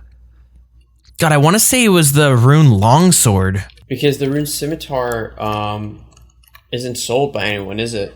No, but I think at this time, like, the rune longsword was the best weapon for a time. Oh, really? See, I did not know that. See, I can't find it now. Well, anyways, on top of that, though, it says player-owned houses have been removed. This is because since they were originally planned in RuneScape, RuneScape became much more popular, and there is nowhere near enough to go around. Instead, the two updates have been included to compensate. The bank item lets anyone store the items they want to, and the Runite items are an alternative for people to spend money they will have been saving on. Beforehand, they had like houses you could buy in Varrock, which would be your house. That's insane. That's cool, but then I guess... I didn't know that either.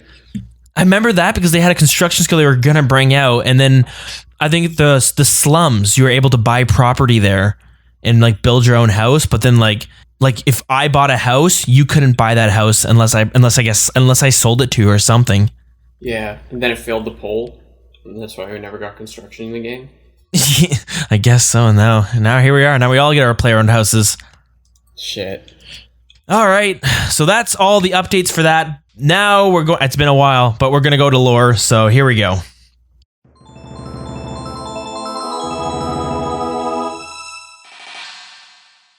When last we talked about lore, we discussed the Maiden of Sugadentai and how she was once a citizen battling to be freed through the Theater of Blood. She had a brother who was sick due to giving blood to bloodteeths to the vampires of the region. She was promised that if she defeated the Theater of Blood and Lady Verzik, she would be freed along with her brother. And Seraphina was in fact able to defeat the Theater of Blood and become the very first victor.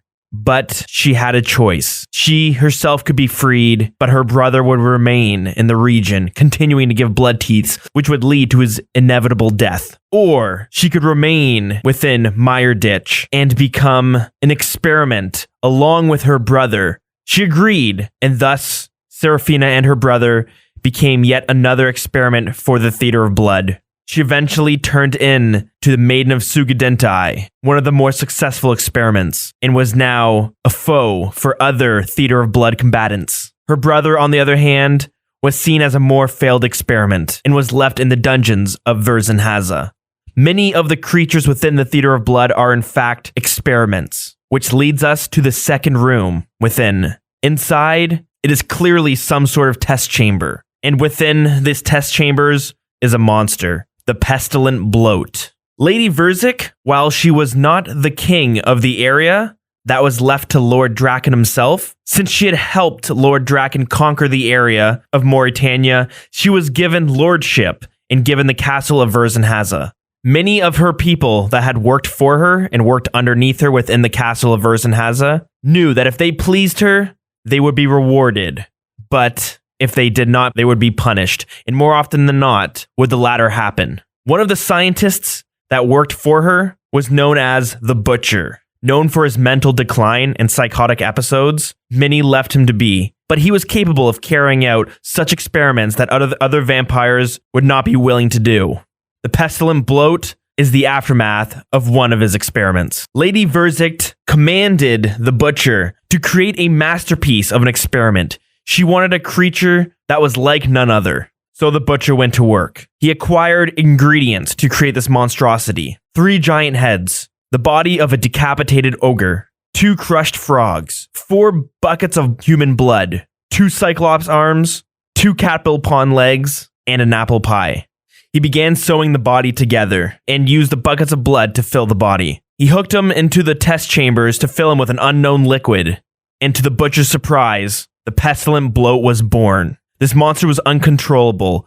It lacked reasoning skills that many other mortals have. The Butcher left the creature in the test chambers and decided to run to go show Lady Verzik of his creation. Once he arrived to Lady Verzik's chambers, he noticed she was not there, and the room was littered with Nilokas. And unfortunately, that is all that was recorded in the transcript from the Butcher. It is a bit of a mystery of what happened to the Butcher himself and what happened at the end of the book, where he went to go show Lady Verzik his creation. But at the end of his book, there are 3 anagrams left, and these read, Seraphina was betrayed, Verzik is dead, and the Nilokas will rule.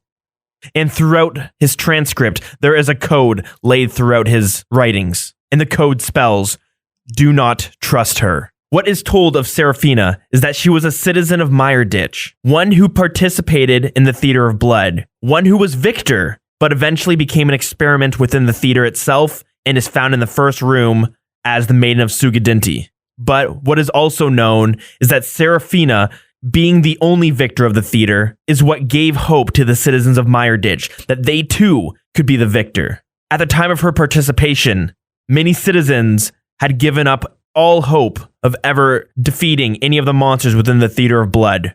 Citizens began to stop trying to win their freedom. So now, many think Seraphina may never have even existed. She was just made up as a token of hope for the citizens. But when the Butcher entered the chambers of Lady Verzik, did he find that Seraphina had actually defeated Lady Verzik? Or maybe Lady Verzik was Seraphina? We do know that Lady Verzik was bitten by a Niloka, which changed her, caused her to gain immense amount of weight, and also made her vulnerable to any weapons, whereas most vampires are only vulnerable to silver weapons.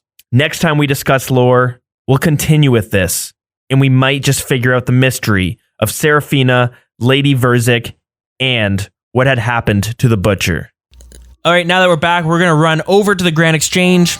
This is where we get to tell you about what's going on in the show. First things first, we have Audible. Get a free month and a free audiobook at audibletrial.com/wild. Magpie, you have any experience with audiobooks or books in general? I do.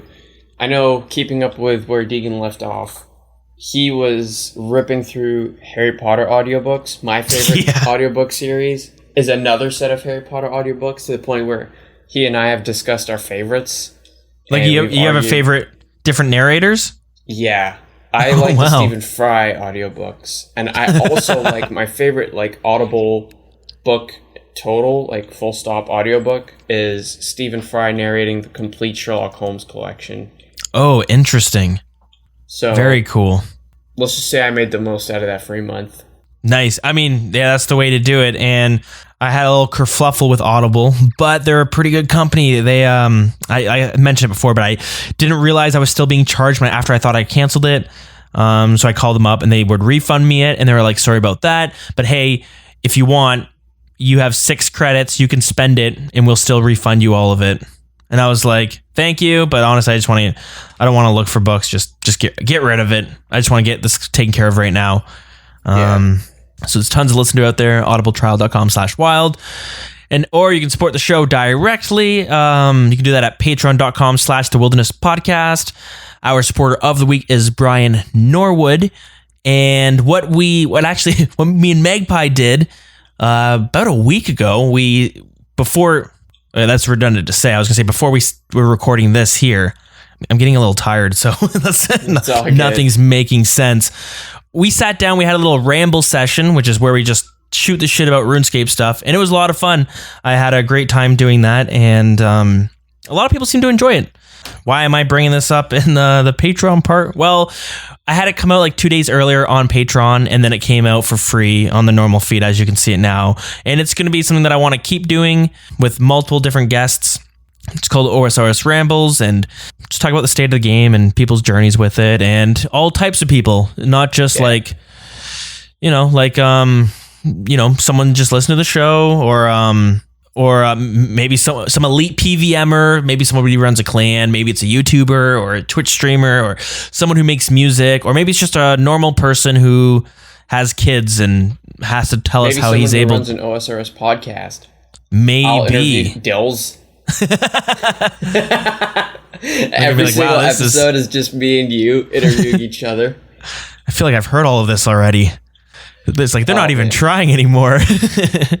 It's just like, when a show runs out of steam, so they just rehash their best moments. Yeah. We'll just do that for every episode ever. Remember the song of the Elves? Like, guys, that came out 4 years ago. Come on. Yeah, so we're going to do more of that. It's not going to be a normal schedule. It's just something that I'll do to supplement it when I have time. So patreon.com/thewilderness-podcast for a little early access if you're looking for it.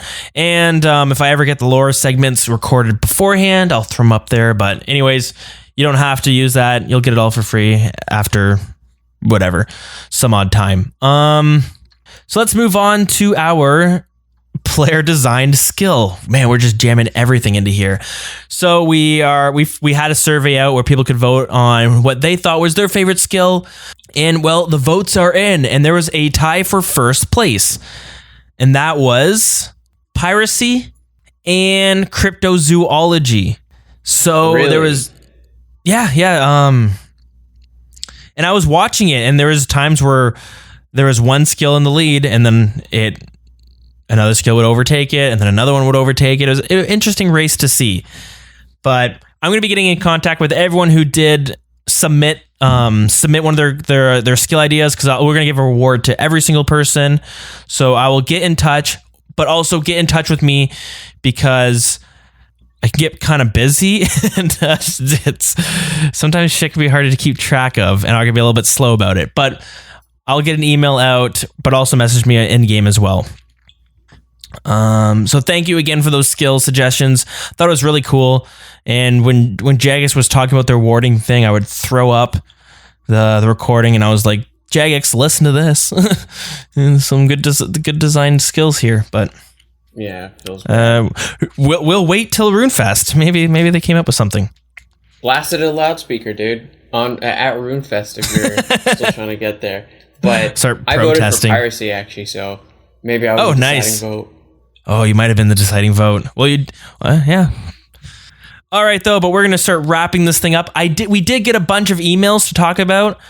We're going to wait till next week because I have a feeling next week's going to be a bit slower since look at all the content we had to talk about, right? And it seems the theme seems to be a big update and then a little bit of a lull for the next few weeks as they tweak it.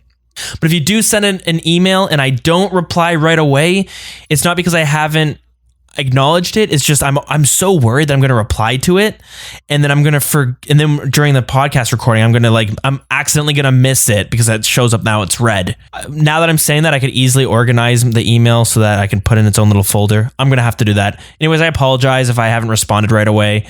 But yeah, we're going to get to your emails. We're going to save it for next week because there's some cool stuff here, talking about partnerships, talking about splashing, and just talking about some strange interactions that happen in RuneScape. So excited to talk about it. And we also got guess what? Another podcast came out with a similar name. Another one? Is that a third? It's the second. So we have The Wilderness, which is a political podcast, like Donald Trump and stuff, I guess. Then we have Wilderness Podcast. Which is about the wilderness actually this time? It's about nature and stuff. So I got some email about weather forecasts or something. I don't know.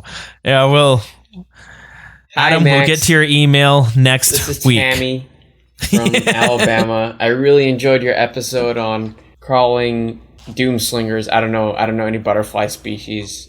I really enjoyed your podcast on black warlocks. I was wondering what you meant when you said they were only found in the farming guild. Do you mean like the farmer's market? Is that an actual butterfly, black warlock? I have no idea. I'm into birds, dude. I don't know shit about insects. You're a bird person. Yeah. We don't hang out with those butterfly people. All right, now before we close up the show, there's a few things going on within the podcast. So we'll be bringing this up as it goes on. But as we mentioned, Xyras or Extras, he plans on going to Runefest. And once we figure out how the actual procedure goes down, but he says what he wants to do is talk to some RuneScape content creators while he's there. So we're going to hook him up with a microphone for his mobile phone, or I think he might actually hook himself up.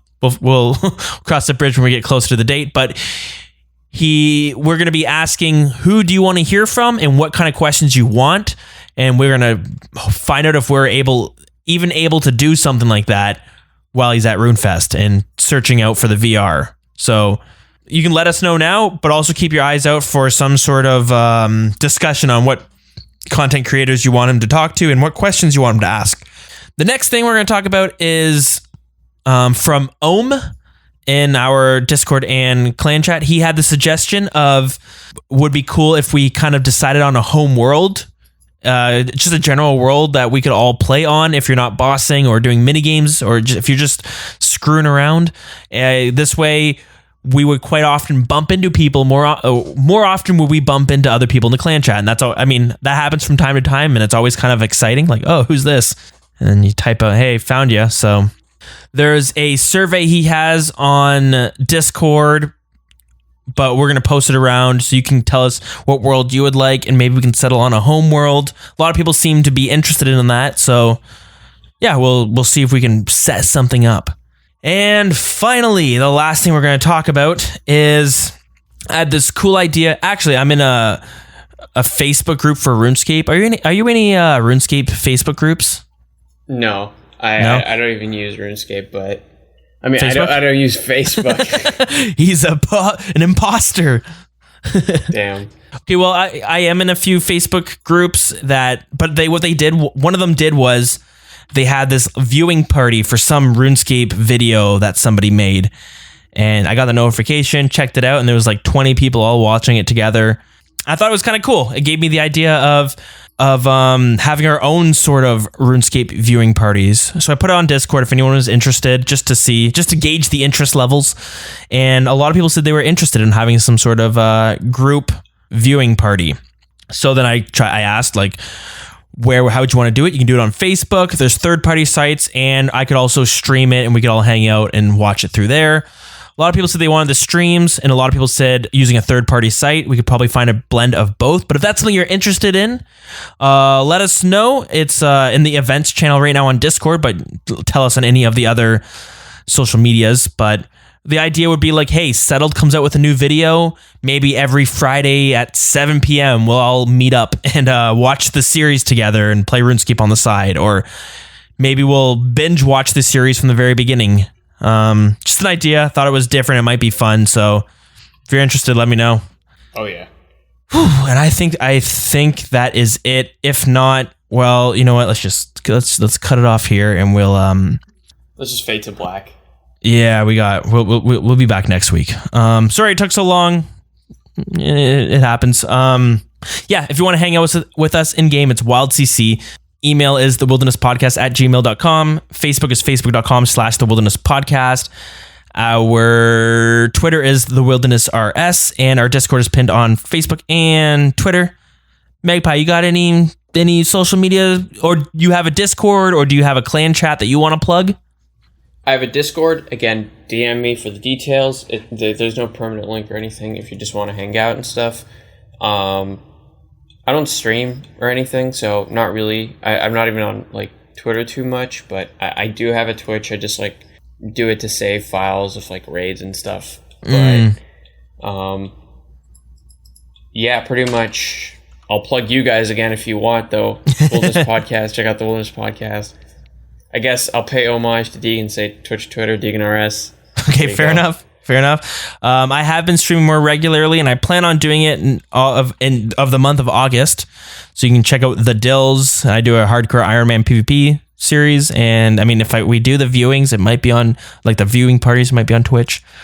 If you want to follow me on the other social medias, I did a whole rebranding today, and I got to redo it. But Facebook is digital.dill.